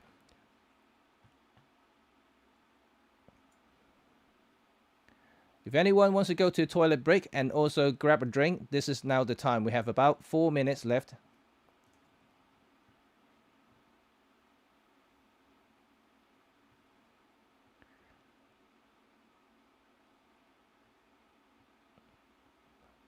By the way, the image that you're looking at here right now is the overall winner of our photo competition that was ended at the end of last year. And Talia, I'm still trying to pronounce his name. Talia you are the winner. If you are still here, or I don't know whether you're here or not, so I can't really see your name popping. So you might have missed it. But I see a few more familiar faces here. I saw Rob. I'm not sure Rob is still here. Lee. And Stephen, John, Roman, Wee-Wet is here. Fantastic. All the familiar faces. That's great. Brian. So I'm just flicking through a lot of you guys' name at the moment. Susanna, Kathy, Steve, Victor, Calvin. Wow, quite a few of you. Fantastic. Excellent stuff. Right, we're starting to have some questions here. Yep, please populate the questions if you want to ask Jay anything. We're going to use this opportunity after the break to ask some questions. Oh, Rob is still here. Fantastic. How are you, Rob? I hope you're well. I think I kind of saw some messages saying that you are not well at the moment, so I hope that you're recovering soon. Oh, Marsha is here as well. Hello, Marsha. We have a lot of Americans in the channel at the moment, as you can imagine, because it's quite late in Europe and, of course, very late in Asia. But I'm pretty sure that those people are going to tune in for the replay afterward. And I hope you guys enjoy the images and, of course, the stories so far. And, you know, I did tell you guys that Jay is fantastic, you know, like got these amazing images, and that you can tell each image has a story. And you know, I hope you guys are enjoying so far. I know, you know, this can last a long time because there's a lot of images there, and like I said, each image has a lot of things behind it, you know. And I hope you guys also appreciate the effort and the time and the patience that a photographer get into every single image, just like what Jay did, and it's phenomenal. I think this is really awesome, and you guys learn a few things hopefully from Jay as well. You know, if you want to excel in photography, you want to become the next level, you should take a few hints here from why he did it or what he did to the shot, and to make it happen. But one thing always, you know, you gotta love what you do. You gotta have to persevere, and also don't give up whenever you fail. Just kind of get back up again. Just continue doing what you love to do, and but more importantly, you know, trying to learn more, trying to take criticism, you know, constructively, and then that's how you improve as a photographer. So this is all great stuff. So I think we are about 1 minute left before break time is finished. So wow, we got quite a few questions already. Jay, you're gonna be prepared for that. Right, okay.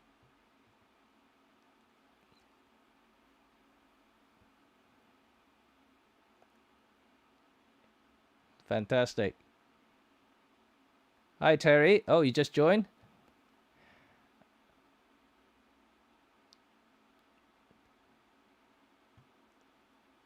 Carlos. Jimmy, some more Michael Four Thirds lenses. I'm not talking about lenses today. Right. Okay. Right, let's go to our big here. Let's show our big faces here. So we are around about 1 minute marks, so we can all see each other very well. And Jay is looking as gorgeous as ever.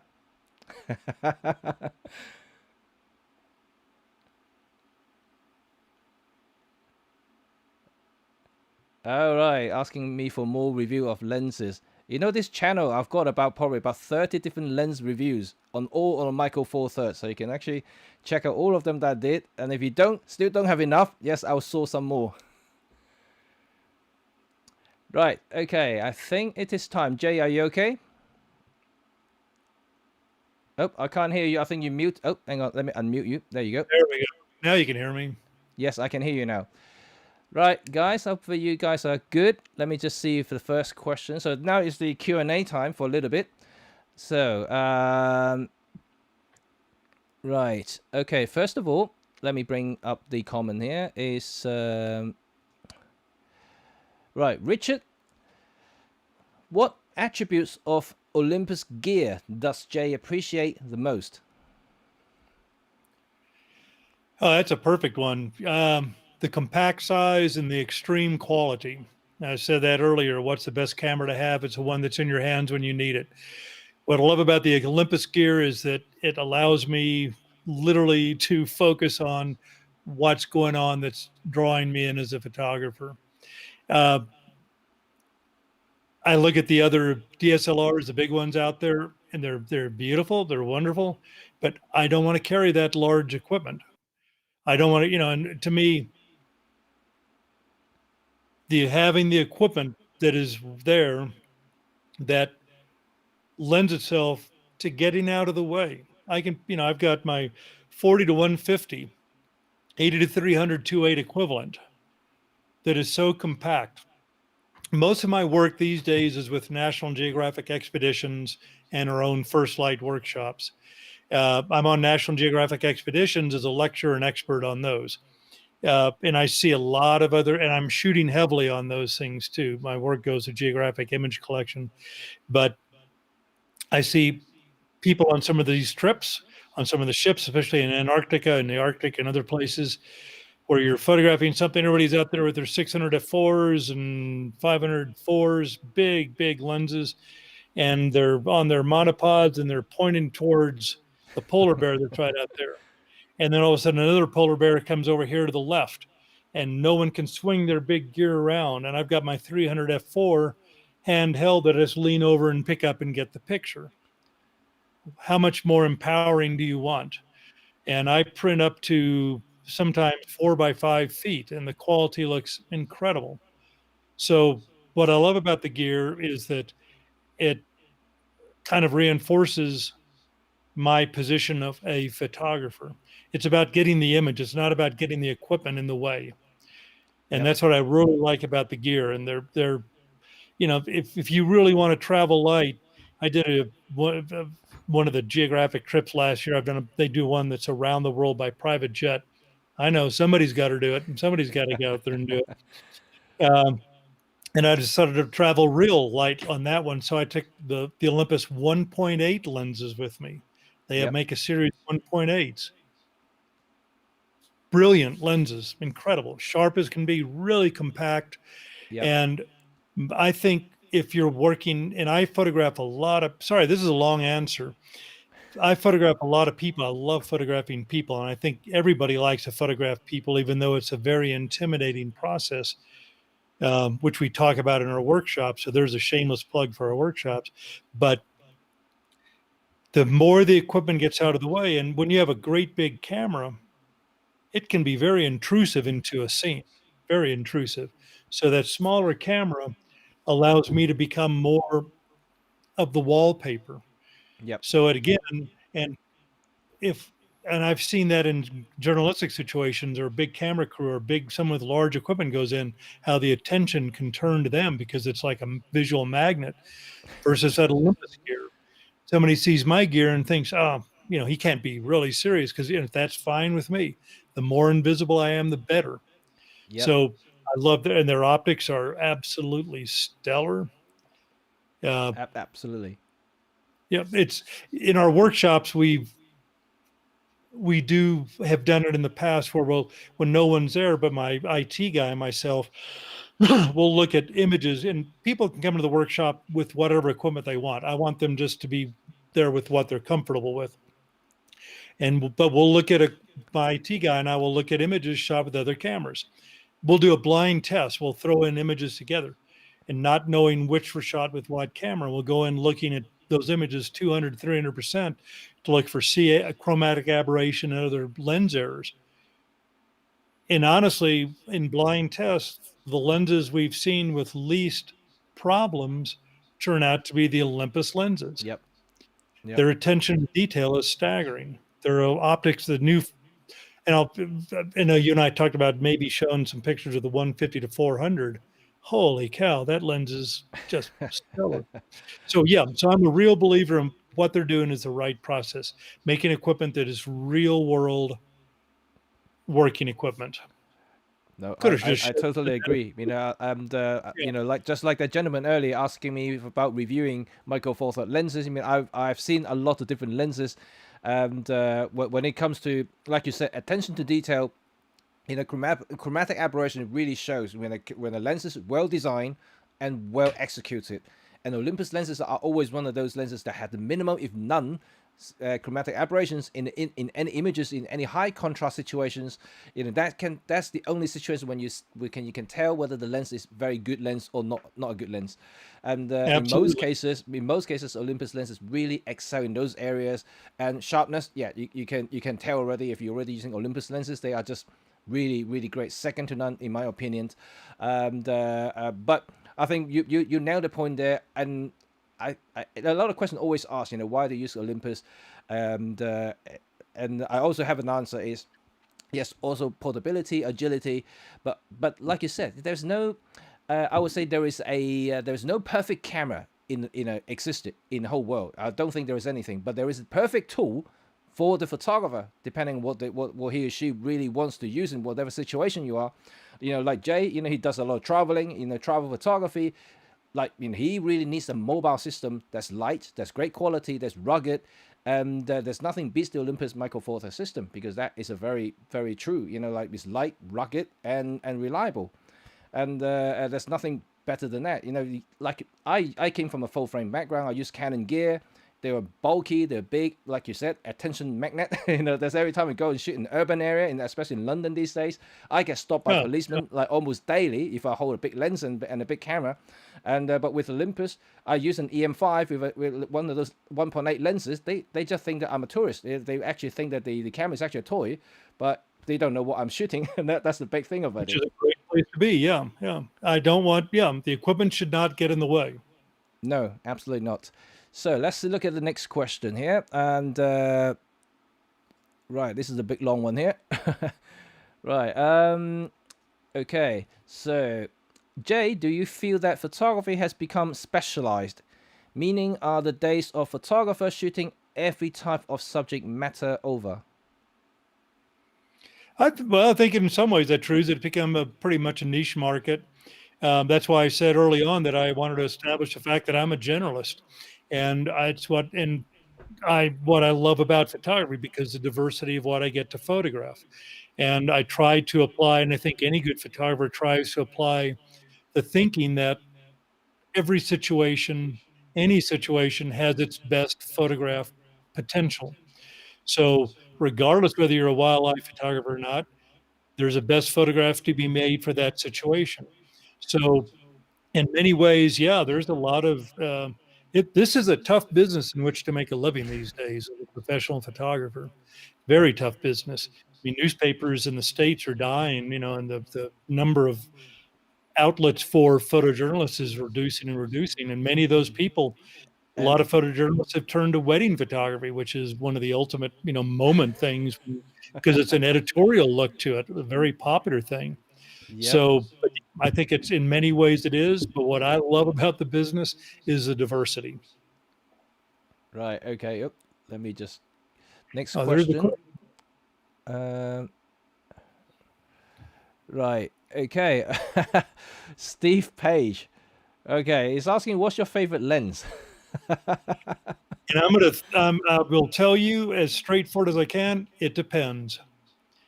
So it really comes down to what situation demands what lens. But it's interesting when Olympus, and I could say the long lenses, I could say the 150 to 400, but the one that I go to kind of regularly, and if I'm going into a situation where I want to carry one camera, one lens, that 12 to 100 is astounding.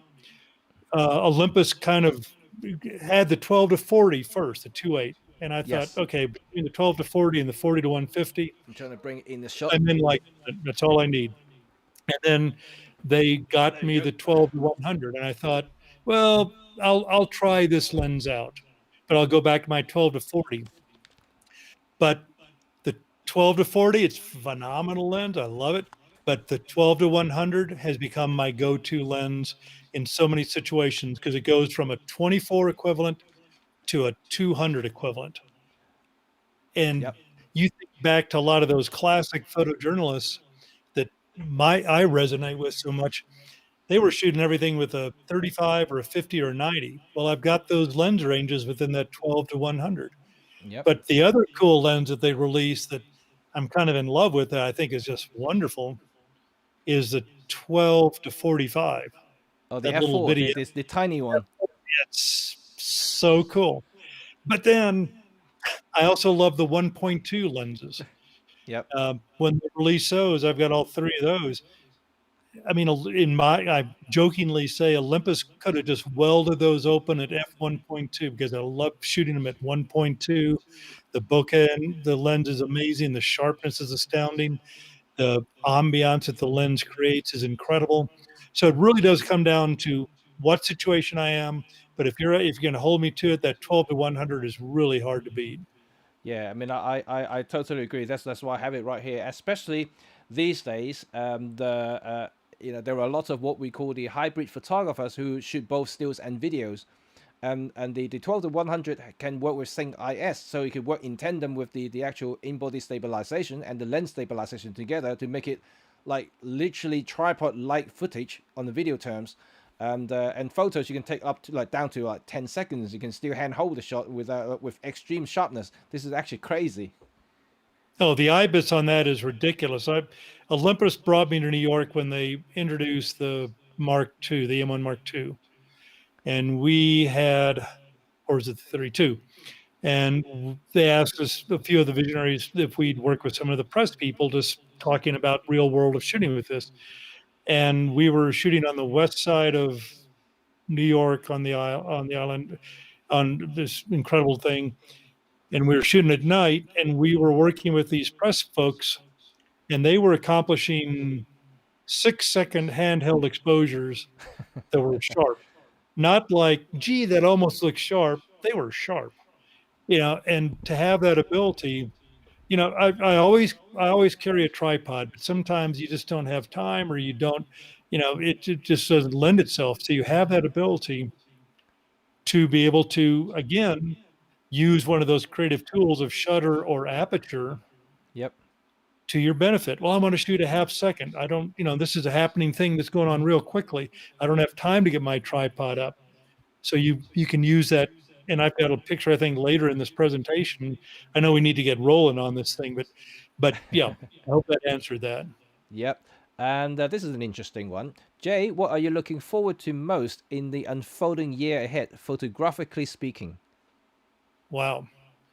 We're kind of getting back on the road. I think, like everyone else, 2020 was disastrous for me. Like I said, my work is with geographic expeditions.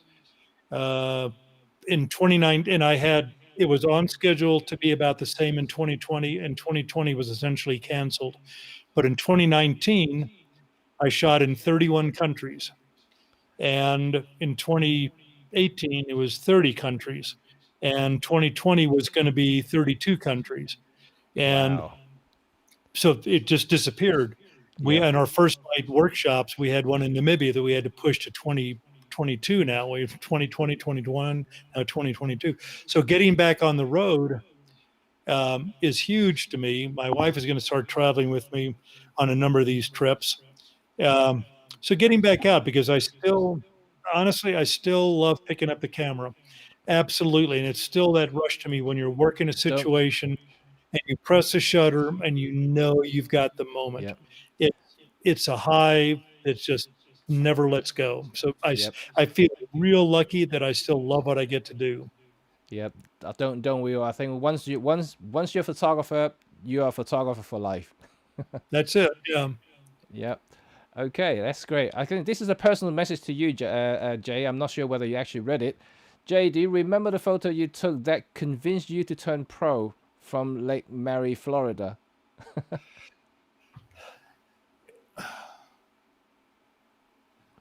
That's a really good question. I think it was a group of photographs. I think it was a slow movement. And I think a lot of those rock and roll things started grabbing me. I remember when I got my first 35 millimeter camera way back, it was a Honeywell Pentax H1A, and running the first roll of film through it and processing it. I had a dark room. I had a little bitty dark room. I had a paper route. I bought a dark room, put it up in my bedroom, waited till night to work in it. And I remember my first roll of film that I developed, and I put it in my little bitty enlarger and printed it. And I was talking to my girlfriend on the phone, had the phone, at my ear like that. And I was talking to her, and I saw the print come up in the developer. And all I remember is the phone hit the floor, and I just saw this, and it was magic. It was absolute magic to see that photograph that I'd made appear on this medium in front of me. So Wow.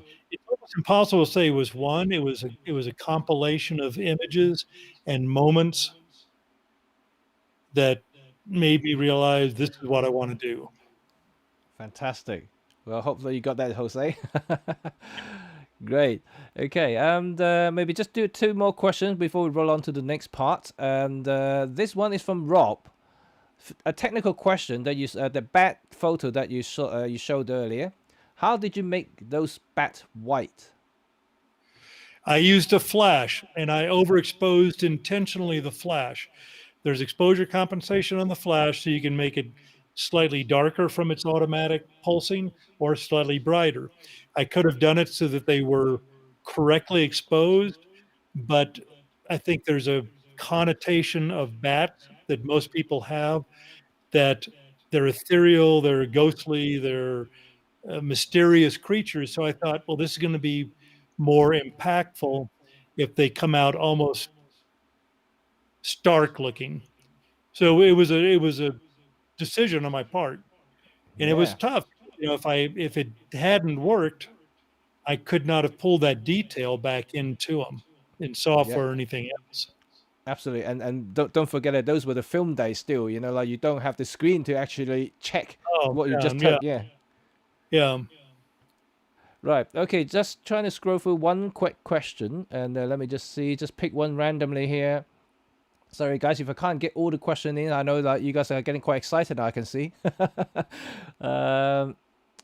Okay, this will be interesting. All right. Okay, let me just pull this one up. Victor asked, maybe to ask his opinion about new technology, gears, and phone photography. What Jay thinks the new technology make the photography better or make it worse, because it's easier to get some results. That's a good question. I like that one.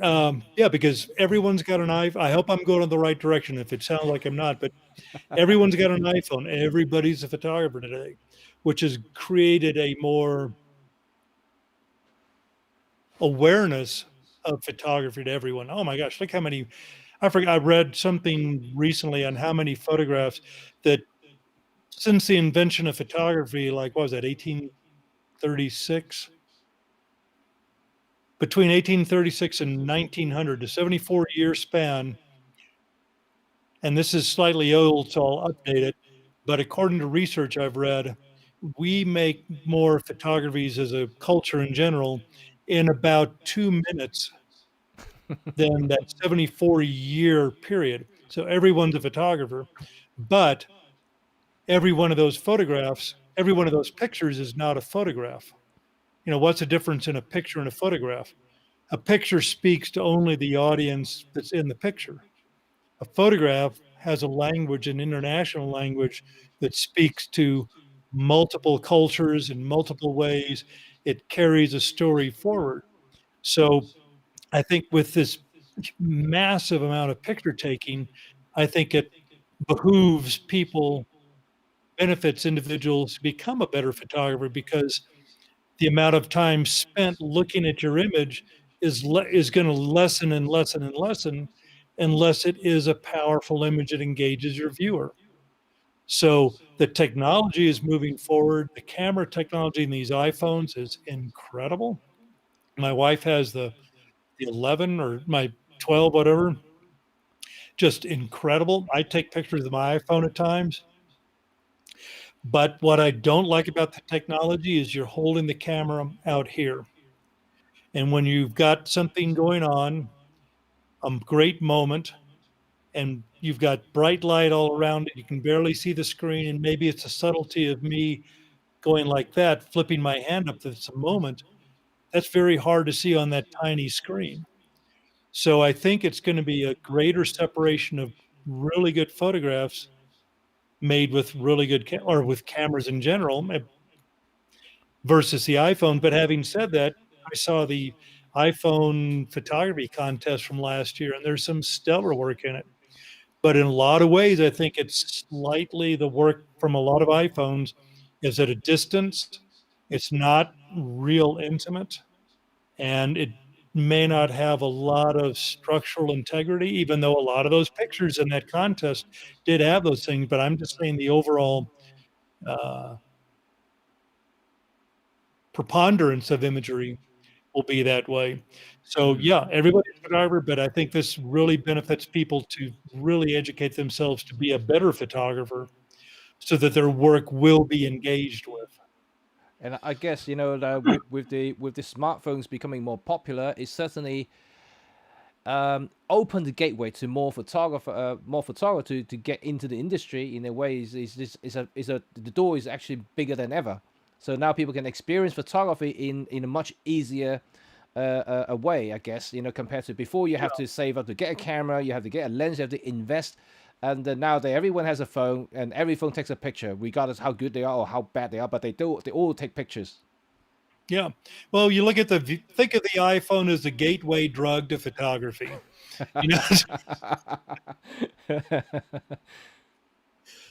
Oh, indeed. Right, guys. Okay, sorry about that.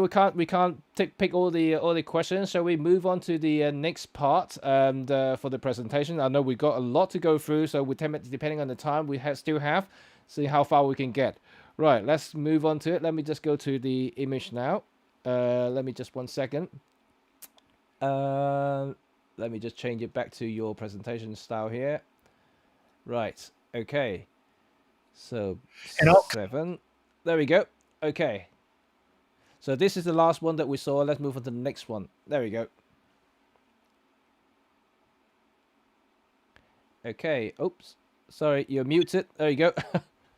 Oh, no, sorry about that. Can you hear me now? Yeah, I can hear you now. Yep. Yeah, this was a story for National Geographic on a river system in Alaska, the Tatchinchini-Alsek River. I needed a big sense of place. Again, it's a helicopter picture.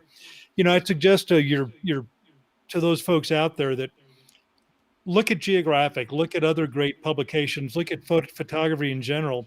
And when you see a photograph that really resonates with you, that rings your bell, that makes you go, oh my God, that's incredible.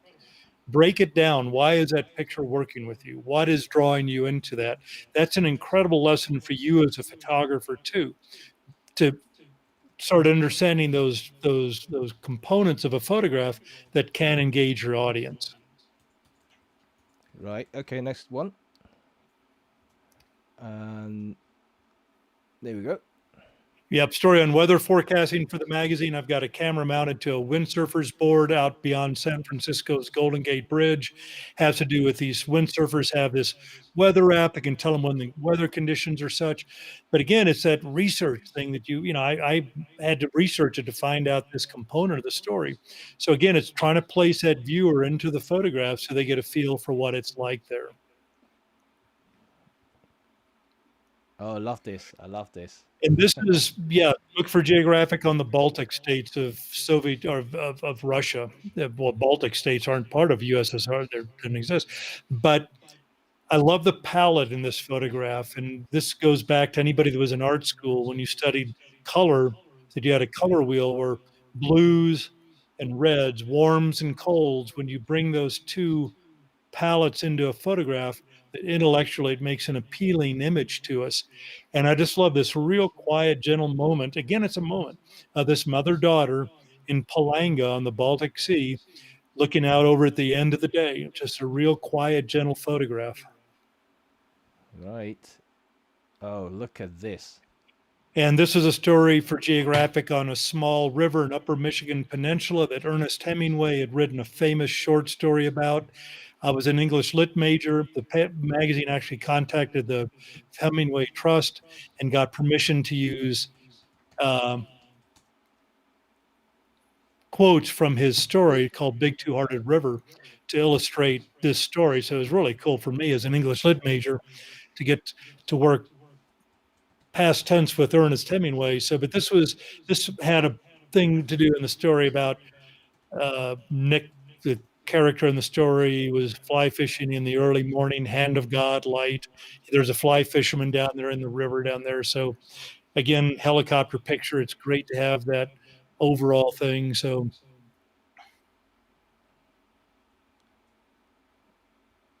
oh, it's not changing here. There you go. Oh, yes. And story on a scientific program in the Arctic. That was a fun thing. That's a fun thing of working for Geographic, is when, caller ID, when I see them calling, it's like, what life-changing thing am I going to be offered? This is going to be, so, they call them and say, hey, we've got this story on a scientific program called SciSex. scientific expeditions. In the Arctic, the U.S. Navy has lent this scientific program a nuclear attack sub as a research platform. Sub's going to surface through the ice if you accept the story. So I did the story, flew a few hundred miles out of Barrow, Alaska, out onto the ice, or 100 miles or so, out to an ice station, spent a couple of weeks out there photographing life in the ice station. We knew the submarine was coming up there. I had been cleared on this, so the sub came up through the ice, happened to be ethereal light. We were on that low track of the sun. It's got the nice moment of the ice breaking off the conning tower on the sub. And then I got on the sub and spent a week under the Arctic ice. So it was a really, no play on words, but cool story. But this is one of those things where you're shooting in 40-degree below zero weather. So it brings a whole different set of problems to the surface, Jeff, with which you have I to. can imagine. What was it kind of like a scary moment? You know, I'm just saying in a way that I don't know how far you are from this point here, but it's the, you know, like when it breaks through the ice, you kind of feel the vibration through the ice, and then Oh, you absolutely do. And it's interesting because the water there is about 12,000 feet deep. The submarine has spent 3 weeks coming up from Hawaii to us. It's been under the ice for 9 or 10 days. I've gone out with the ice captain. We've marked a spot on the ice where it's ideal for the submarine to surface through. When they get close to us, the day they get close to us, the ice captain and I went back out, dug a hole in the ice, dropped a hydrophone through it, and started beaming a signal out. The submarine caught that signal, then starts homing in on the signal. They get close to us, and we're able to speak via technology to them. And they say, okay, we marked a big X on the ice. It gets to be pretty beta stuff, analog stuff. And they can see the X on the ice. So water is extraordinarily clear there. They can see from below. They have an upward looking video. They can see the X. And we get all ready on top, and they say, okay, we're surfacing. And it's a fairly inexact science at that point because the currents are very dynamic under the Arctic ice. yeah, Because you thick and thin ice, and you get heating and cooling, so the currents are all over the place. And this is shot with about a 180 millimeter lens, full frame, so I'm pretty close. I'm actually about above where the nose. It's a 300-foot long submarine. I'm above where the came. Actually, the year before it had actually come up. This is a third year of a 3-year program. The year before the sub had come up and actually had surfaced directly below a bunch of people standing on it, and they had to run for their lives. So there was a sailor behind me with his hand on my jacket. In case the sub came up, he was going to pull me away, run me away the other way. So, but yeah, this was a pivotal picture for this story. yeah, like I could imagine. Oh wow. And then just photographing wildlife. Like I tell people in our workshops, when that camera goes on around your neck, everything is set on it for the ideal situation you can have. This is in Brown Bluff in the Antarctic Peninsula, just this amazing place. These, excuse me, Adelie penguins leaping in the water, and they just kind of so happen to be in perfect formation. But you've got to be ready for these things. You know, somebody asked the famous golfer Arnold Palmer, you know, how do you get so lucky on your golf? And he said, well, I found the more I practice, the luckier I get. So it really is true. But you've got to have, you know, and Wayne Gretzky with the same thing. You know, you're going to miss 100% of the shots you don't take. Yep. So, you know, I'm my camera up there and I'm watching the situation, try to stay so attached that when the moment does present itself to you, you're more than ready to get it. Sure. Oh yeah, look at that. I love this one. Peter King penguins, it's like, you know, the thing is, you know, you ever feel like you're at the wrong party? That's a molted king. Those are called Bokum boys all around it. This is a full frame image. If I'd lifted the camera 2 degrees, you would have had mud in the background. So again, when something really great is happening photographically, I tell aspiring photographers that above all is, you know, don't miss the image. Don't take your eye off it, but through your peripheral vision, kind of scan the edges of the frame to make sure the integrity is there still. I just love watching this one all over again. I love it. Funny pictures. Yeah. And this is the other end of it. This is a penguin meeting its demise. That's a leopard seal. Massive creatures, just and they're deadly to the penguin populations. That's it. A leopard seal disengaging a penguin chick from its head. I watched about this leopard seal go through about 8 penguin chicks. We're in a Zodiac raft, and this happened so explosively fast that I knew I was in shutter priority, and I moved it up to like 1,500 to 2,000ths of a second because had seen one of the other ones occur where the water splash, and I wanted that water to be really just razor edge sharp. Wow. Oh, this is interesting. Using the ibis, this is on Gold Harbor in South Georgia, one of the most phenomenal places on earth. But I'm sitting on the ocean, and I thought, oh, it looks so cool to have these kings there with the water motion. So I dropped it down to half second or second exposure, handheld, and shot this so I'd have that fluidity of that water. But your eye has sharpness because when we look at photographs, we look for sharpness and we look for eyes, kind of in that order. And so you have sharpness, so much your eyes can settle on that penguin in the middle, but you have that fluidity of the water around it. Is that a handheld shot in this one? It's handheld, yeah. So you use a very slow shutter, relying on the ibis on the camera. Yeah, and I'm in water where it's shoving me because that's pretty boisterous surf coming in, and probably 90% of the images, I shot 30 or 40 pictures because it's such a cool scene, but probably 90% of them were just razor sharp. Yes, indeed. Yes, I can see the detail in the far end is so sharp. Yeah. Oh, hang on. Right. And during one of our first light workshops, we did one in Barcelona, Spain. This is the Caravan. It's a fire run where that night they carry essentially military level fireworks and shoot them at each other. My hearing never fully recovered from that. I didn't have a filter on the front of my lens. I usually do, even for protection. And some of the burning magnesium from one of the fireworks melted through the front optic on the lens. So, but I love just that feel for this event with that incredible fireworks and all going on. Oh, look at this.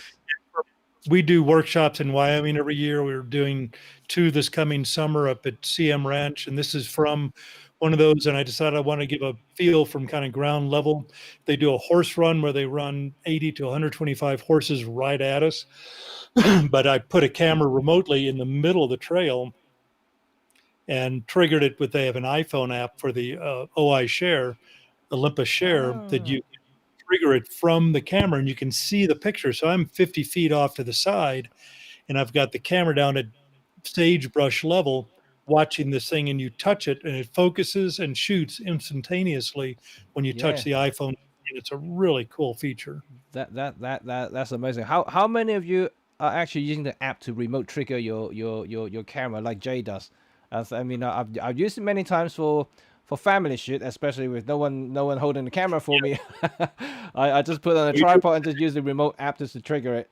But I bet there are more useful or even professional usages like what Jay does in here in this particular shot. I mean, obviously you have to buy insurance for your camera just in case you get knocked off by the horses, and so if you don't have that, unfortunately, like you just have to bear the cost of it. But if you do, this is probably something you might want to try as well. Yep. Same thing from the same ranch. That's the morning run they have. We always hope it's going to be dry and dusty because the horses knock up so much dust into the air. And this is a really just iconic Western scene where the horses flow over that hill. I love the light behind the mane on that horse on the lower right. But I just like this picture because I look at it and it still goes, I still like that.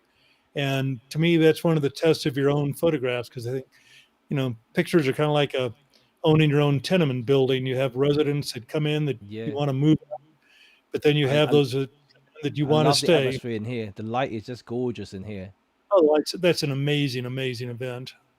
Yeah. And we've got a couple of spaces this summer. So if anybody's interested, look at firstlightworkshop.com. Absolutely. Yeah. Remember, Jay runs workshop that goes all around the world, and obviously not during this time of the year, but then it's called the First Light Workshop. I have the link in the description if you want to check out Jay's website, and everything is in the description. So you're very welcome to check that out as well. Well, this is a picture from that same workshop. panning, you know, where you just go to a slow shutter speed and your eye can find sharpness. Again, how important to have a little bit of sharpness, but then you have that fluidity of motion. And this is, you know, we teach people to do this so they can carry it over to other situations. So it's like one more tool in your photographic bag. Yep. Absolutely. And this is the rodeo we get to photograph. We don't need to stay on this one long, but that poor guy, I mean, I don't want to be in that place right there. So, but amazing photographic potential in this rodeo. We shoot every Friday night during those workshops. Little bitty real Western rodeo, though we're going to get points, and the owners are friends, and we allow our photographers to get pretty much anywhere on this. It really is an incredible event. Yeah, I think it's quite interesting between this shot and the previous shot here. You know, like there's a total opposite of moments in here. Or you know, like this is obviously a slightly slower shutter speed to elaborate the actual movement of the entire subject. In this case, the horse and the horseman. And this one is the freeze frame here to highlight the actual moment itself. Yeah. You know, and it's incredible. And you can see that the usage of shutter speed can completely change the mood of the entire photograph. Well, again, it's a shutter speed is a creative tool. Yes, indeed. And up in Montana, I end up photographing a lot of horses. I love photographing them, but it's two horses in a blizzard, and this moment occurred literally. If you blinked, you would have missed it. But you've got to be ready for these things. Oh yes, camera's got to be trained. You've got to have that finger on the shutter. You've got to know what you're looking for, hoping to get out of it. I don't know if I'm able to stand in the cold like this for that long. Well, it can be, yeah, it tests you, I'll tell you for sure. Taj Mahal. On these around the world trips, I've been really fortunate. I've photographed the Taj Mahal probably 12 times, 15 times. Some days you have it like this, where it's just this ethereal look, and you bring out your polarizer filter to accentuate the blue in the sky a little bit. I carry two filters with me. I carry a called a Very ND. It's a Stingray filter. Stingray, I think, are the best. I'm one of their sponsored photographers. It's got a variable neutral density built into a warming polarizer, which is incredible to have both in the one. So I carry that filter. I always get it larger than my largest lens. So I use a step-up ring. So if I'm shooting really wide, I can clear the edges of it. I don't get vignetting. And I also carry neutral density grad filters. And that's all I carry. But I also, on all lenses, use a Stingray Hilux filter, it's called, which is a slightly warming filter, almost like an 81A filter in film days, that just pops up the warmth a little bit, but also protects the front element on the lens. Yep. So let's go ahead and go to the next picture. Oh. Yeah. Oh, that's sent you a little blown out copy there. Sorry. But this is from the Taj Mahal on a day when the fog from the Yamuna River was obliterating the Taj. But then I walked down to the edge, and there's the Western Mosque just coming out of the fog. And that one, sorry about that. That's a little blown out on the Western Mosque. But I love the two guys that walked down to the foreground that gave me some scale. The scale can be such an important. So we can move on to the next. And then this is in Marrakesh. This guy's job is to feed the fires that are underneath the city's the spa that the hot baths are in. So he's under there, and I just love this moment of this fire exploding from this pit that he's throwing the fuel into. Wow, amazing. And then Samoa, a fire dancer, you know, you shoot it again a 20th of a second with I'm shooting with a 25-1.2 on that one. Go down to that slow exposure where I get some movement going on with the flame going around him, but I know that fire is going to give enough illumination to light his face. It's almost like painting. Yeah. Oh yes, this is cool. And in Myanmar, which is tragically going through horrible times right now, my heart's breaking for what's going on in that country. This is Inlay Lake. This is kind of a, almost would say it's cliche, but it was fun to pull it off. But this is a traditional net fisherman, and I'm moving in that shot with the 7-14, so really super wide, and leaning into the net, photographing him because they paddle the boat with their other foot. This foot is suspended in the back, and he's got a paddle attached. You can see it in the air that he paddles the boat as they move the thing around. Wow. But again, using framing devices. I still love this picture. Yeah, you can go to that next one. This is a Caravan, South Georgia, on this island where some great albatross colonies are. And the bird came over to try to frighten me away. And it's like, oh, this just brings that extra really wonderful element of the bird flight with a landscape. So you're bringing moment into sense of place picture. I still like that picture. Like I said, I'm brutal. When I shoot a picture that is awful, it's like, that's awful. Get rid of it, trash it. But when you get those that work, it's like, that's like, so okay, you can go on. Okay, well, that's cool. Oh, this is mystery. This is sailing between South Georgia Islands and Ushuaia in southern Argentina, and just this iceberg floating, this wave. But again, that's got a moment in it. It's that wave cresting right there, and this beautiful palette of fog. And again, fog can be a phenomenal environment in which to shoot. this is almost very I don't even know the word to describe it. Almost like you're actually there, but it's cinematic, almost like you're in a film. It just that slight haziness in this photograph. Yeah, This is just a magic. It was almost obliterated, and it was opening and closing with the fog, and we're going by, and we're in sustained 74, 75 mile an hour winds, 120 kilometers per hour wind on the ship going with it. And it was like, we were cruising quick. So, it's like, oh, look at that. And so you work the situation, you get a moment. Oh, wow. That's awesome. Another motion. And yep. Pacific photographing a dolphin bow riding. And let's drop it to a 15th of a second and just watch that, get a little sharpness of the water splaying off the dolphin as it goes through there. That marine mammal is just phenomenal. And I love the tail, the gesture of the tail.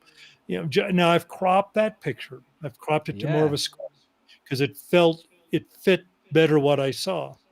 So yeah, obviously I crop it times 2, but I thought that it enhanced this picture. I just cut off the left and right side just a tiny bit. And shot in Bhaktapur, which is an old city outside of Kathmandu, Nepal. This lady was there. She was coming up to me begging for bakshish, and I just through sign language said, well, can I just hang out with you for a little while?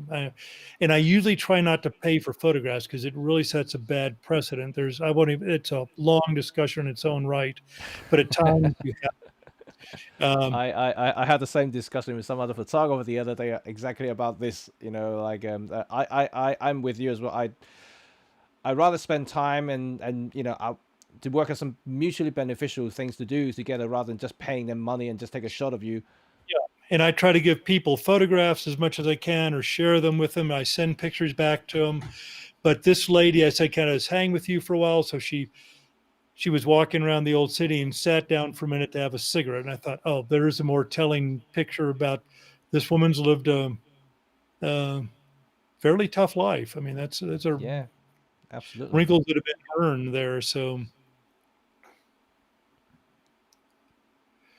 And Tiger's Nest in Bhutan, which is one of the most wonderful countries on the face of the earth. Wow. I love the place. But using that neutral density grad filter because the light in the sky in the background and the light on the temple were way too far apart.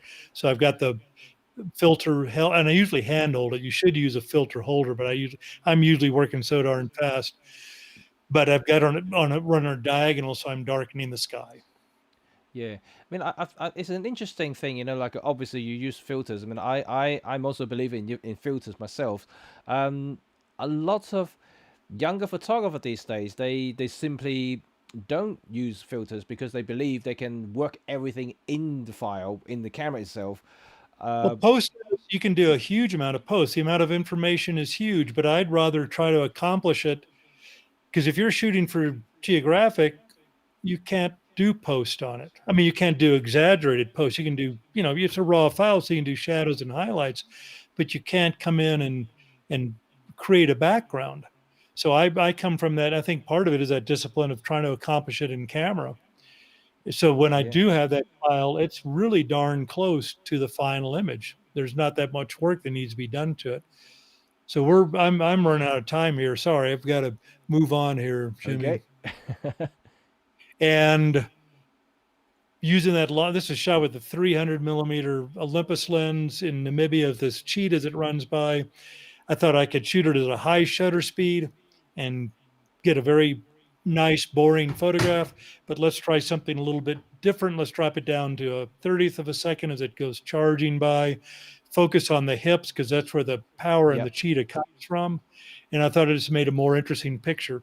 And when you pan like this, it's also beneficial if your background can be solid because it creates that background that you get that enhances the feeling of motion. Yep, absolutely. Wow.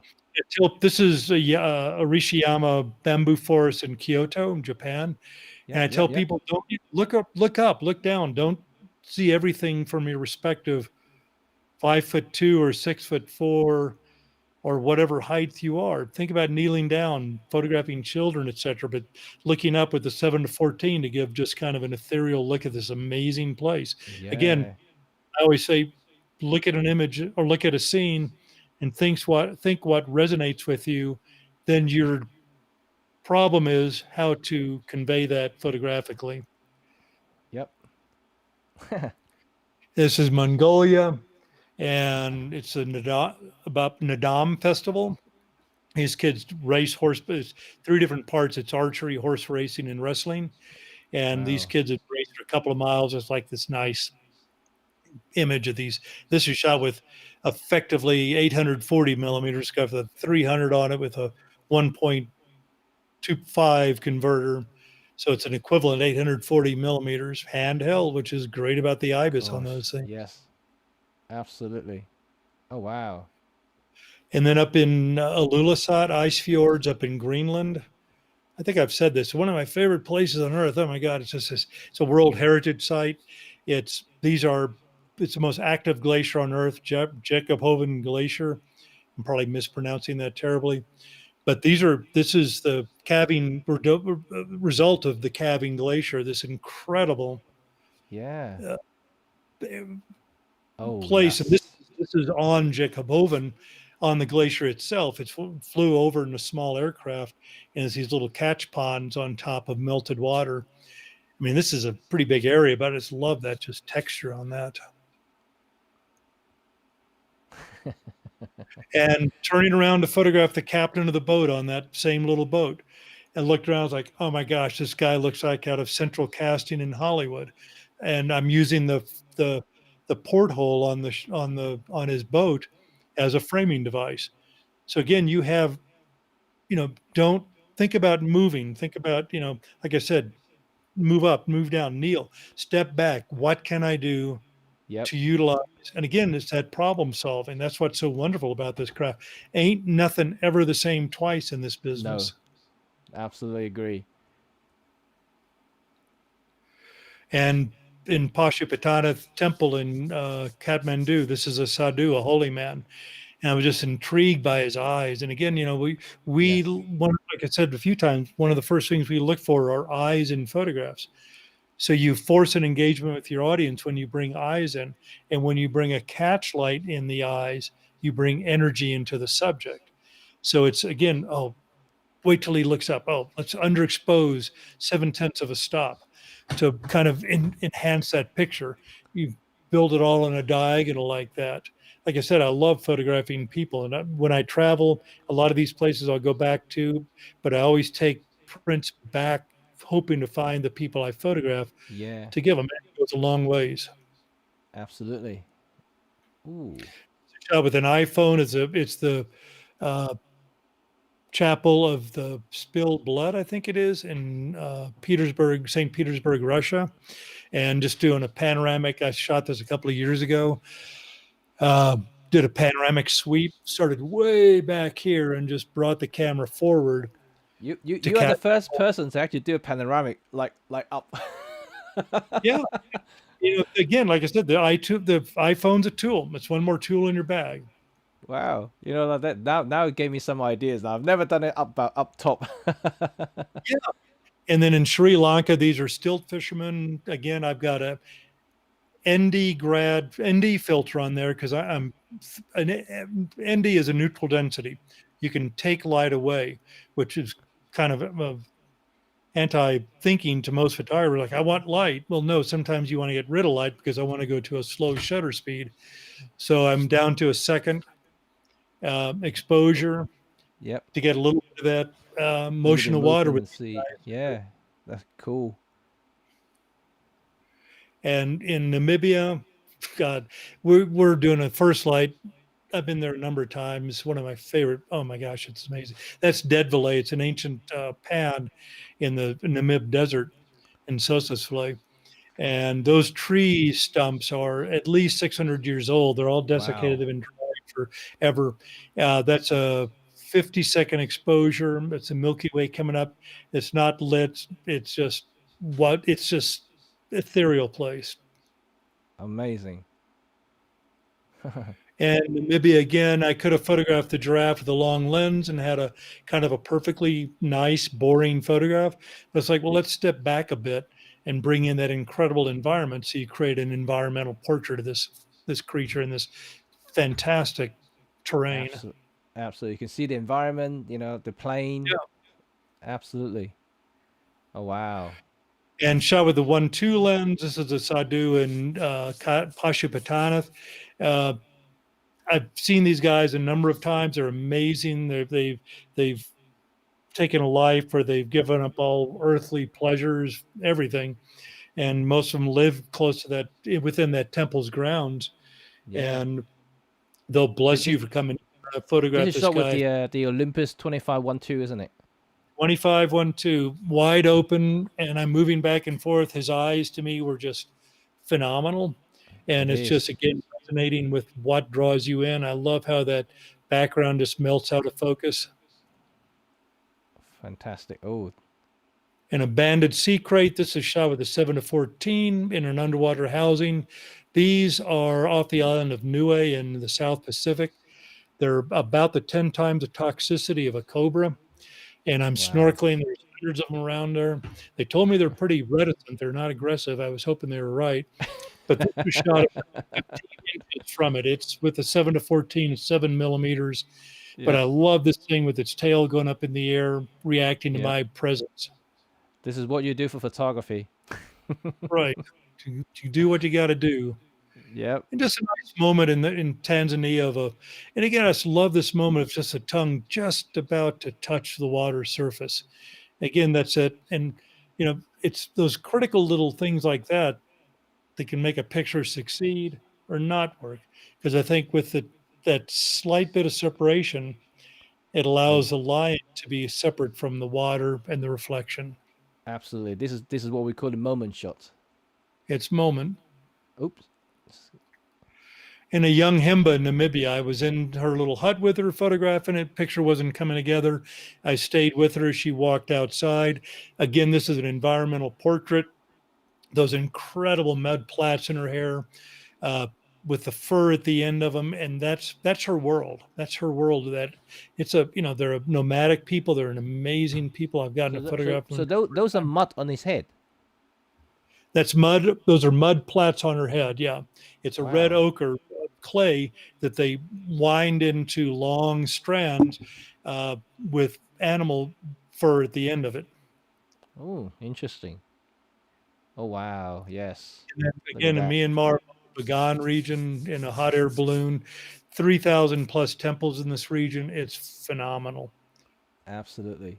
Oh, yes. Love this one. Photographing this crocodile in the Grumeti River in Tanzania. Slow shutter speed. Use an ND filter on it. to take away light. I think it's the built-in one on the EM1X. This crocodile had positioned itself So this is the live ND and features on the EM1X. Yep. And just had positioned itself below a small waterfall, waiting for something to hopefully swim into its mouth. So I could shoot a slow shutter speed to get that feeling of motion. But you've got that croc's eye right there and everything. I thought it worked to my way of thinking. Great stuff. Oh, another eye shot. Wow.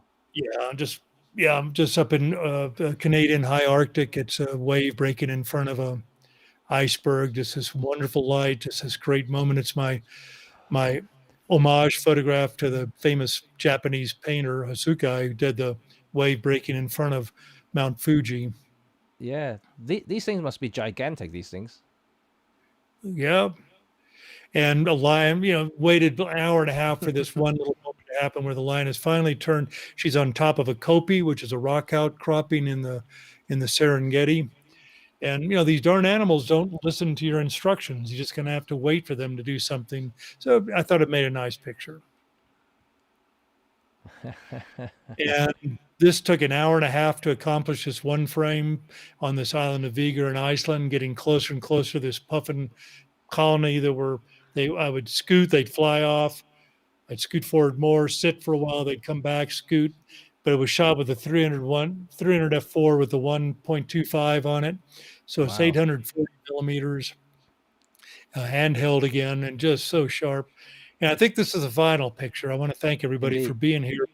But I've said it before, I love photographing people. I think the camera, what I love about photography, it's been this amazing passport to me. It's been a passport to the world. It's been a reason to step into other people's lives and ask them, can I step into your world? And I think this is why we travel, to get into that veneer of tourism, which I think the camera has done for me, or at least I feel that way. I was in Tibet. It goes back to that. How many pictures do you take on assignment? I mentioned that earlier. I was going to refer back to that. And I always say it doesn't matter. I saw this. I'm pretty boisterous person. And I was in Lhasa, Tibet, and many pilgrims come from small mountain villages to do a circumambulation of Potala Palace. And this lady was there from a small mountain village. And I saw her as I was rushing to get somewhere, and I was like, oh my gosh, she's amazing. So in charging up to her, surprised the heck out of her. She kind of reacted to sign language, like, can I take your picture? She said, yeah. So I shot one frame on the left, and then she broke up laughing, and there was frame 2. And that was it. It was over. And I thanked her, and I showed her the pictures. She thought it was hilarious. She thought I was a kick. And I tried to get her information to get her pictures to her, but I couldn't make sense of it to her, which is terrible for me. But I will be going back there again. I hope to see her, and I'll have prints for her. Yeah. But this is an amazing craft. This is indeed, yes. Let me just bring it back out here, and then there'll be 2 of us again. So great. Thank you, Jay, for your very interesting storytelling for your presentation, and especially each one of those photos are just downright amazing. And I'm pretty sure that every one of you will be agree. And after seeing all those lovely pictures there. I got one last question for Jay. I think one guy, which is actually quite an important question for any photographer, is, Jay, what makes you click the shutter button? What brings up that urge, to click that shutter to make that photograph? I think it's a thing of being in awe of life. I think it's a thing of just loving to get to see what's happening out there, and to take a personal to document your own history, time, whatever, that I can. When I'm looking through these pictures, I have a physical memory of every one of those moments that you showed tonight. And it still astounds me that I get to do this. And I think it's a responsibility that photographers have to do justice, to do integrity to your subject. And as long as I can continue to do this, I will continue to do this. So I hope that's answered that in some way. But I really do think that just being in awe of life, you walk out and you see something, go, oh my God, look at that.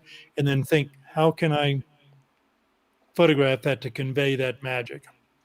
So Yeah, I hope that I think it makes sense totally, and but I'm sure that you're pressing for time. So so anybody, and if you want to check out Jay Dickman's website and all the other information about his workshop, First Light Workshop, the details are actually in the video description, so you can click all those links and check out Jay all you want, have your time there. And if you want to rewatch this, of course, this will be archived on the YouTube channel. You can see all the images again. You can listen to Jay's story all over again. And yep, you can listen to it 1,000 times. And I'm pretty sure you won't be bored. It's fantastic. So it's a pleasure.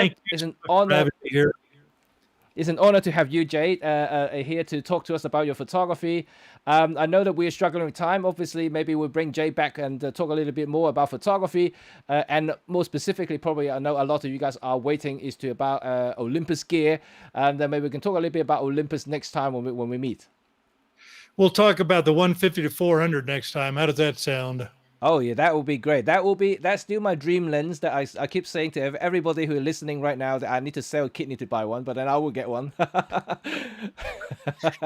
Jimmy, thank you. You're doing a service. Thank you all for spending the time here. I appreciate, I know it went a long time. I really want to thank you for your time.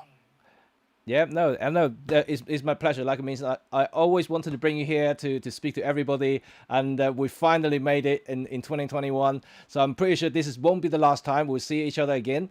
And I'm pretty sure that all of you guys will want to see Jay, very, very soon, and see all the lovely pictures again, listen to all these different stories. And like what Jay said, next time will be the 100 to 150 to 400 lens experience, I guess, we can call it.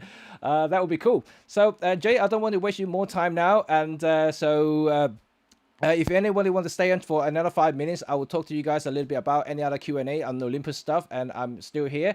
So Jay, and you may log off if you wish, and I know that you got some pressing matters to deal with. So I will speak to you very soon. Jimmy, take care. Thank you all again. We'll talk to you soon. Bye-bye.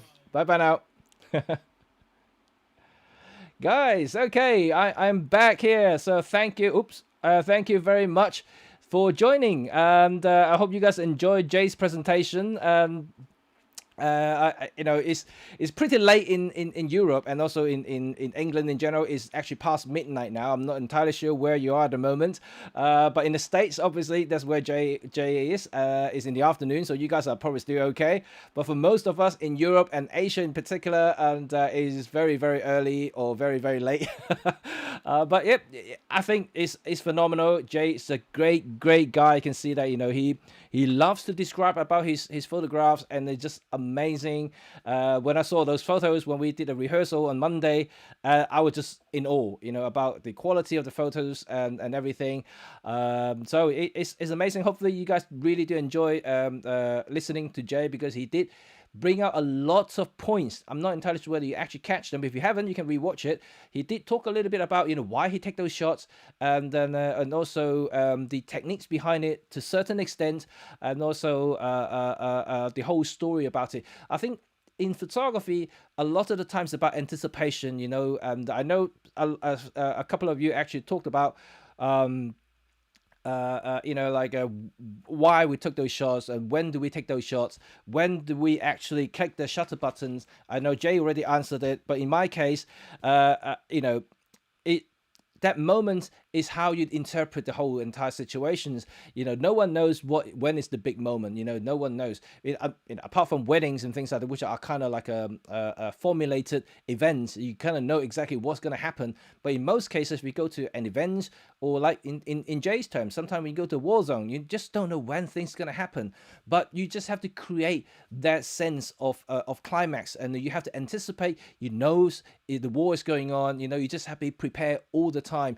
But you just have to build up that the entire story by photographing a series of them until that point you think that the tense moment is coming, and then you just anticipate and just wait and be patient about it.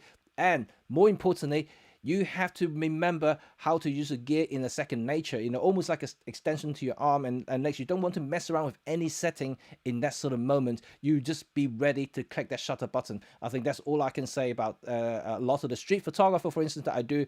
And we never know when it's going to happen. Like it's a random thing. It could just happen at any time. You just got to be ready. And by learning how to listen and anticipate moments, by feeling the environment is very, very critical as a photographer, or more to photojournalism or documentary stuff. For landscape, obviously slightly different to an extent, but they still have to anticipate. They have to look at the weather, the lighting. You have to hit a certain angle to take that shot. So it's a similar thing, but it's just in a slower term. But in more real, more like a live situations, it's very different because things are happening in split second, and that's why photography is fun, right? You gotta love photography, right? Okay, cool. And it's really getting late now, and I think that you guys will probably want to go to bed, especially those of you are in Europe and UK. So I don't want to waste any more of your times. I'm sure we're going to have more fun next week, another live next week, and I'll see if I can bring in someone else, but if not, it'll be me again. But it's fun. I like to talk about photography. I'm not sure whether you guys love this sort of thing, because I personally enjoy listening and learning from other photographers, especially as inspirational as Jay Dickman. And, not only that we are friends, but also Olympus ambassadors, but as a human being, as just photographer to photographer, I admire his work a lot, and you can see that it's just amazing, right? Okay, great stuff. So thank you again for all joining me, and this is Coffee Time with Jimmy Cheng, and I hope you guys will join me again next week. If you like this channel, remember to do this and subscribe to my channel here, put on the bell notification so you stay tuned for all my upcoming contents, and also live stream as well. Great stuff. I am excited. I'm happy to finally done a video live with Jay Dickman. Cool. That's one of my bucket lists gone. That's awesome. Cool. Right. But like I said, this is not the last time. There will be another time. Let's make it happen. Great stuff, guys. And so remember, this is a photography channel. Even though I'm an Olympus ambassador, I don't discriminate people from whatever brand you use. We talk photos, right? And but of course, being an ambassador, I still have to talk a little bit about Olympus. But yeah, in Photography 101 series and live stream, we talk a lot about photography in general. And yeah, if you guys have any questions, anything you want to ask, please feel free to contact me. You can email me. My show is up here. You can follow me on Twitter. Actually, I don't use Twitter that much. You don't follow me on Twitter. Follow me on Instagram, Facebook, and which you can easily find me on Jimmy Cheng, and easy. And also my new group called See the World, which is where my competition is held. So it's cool.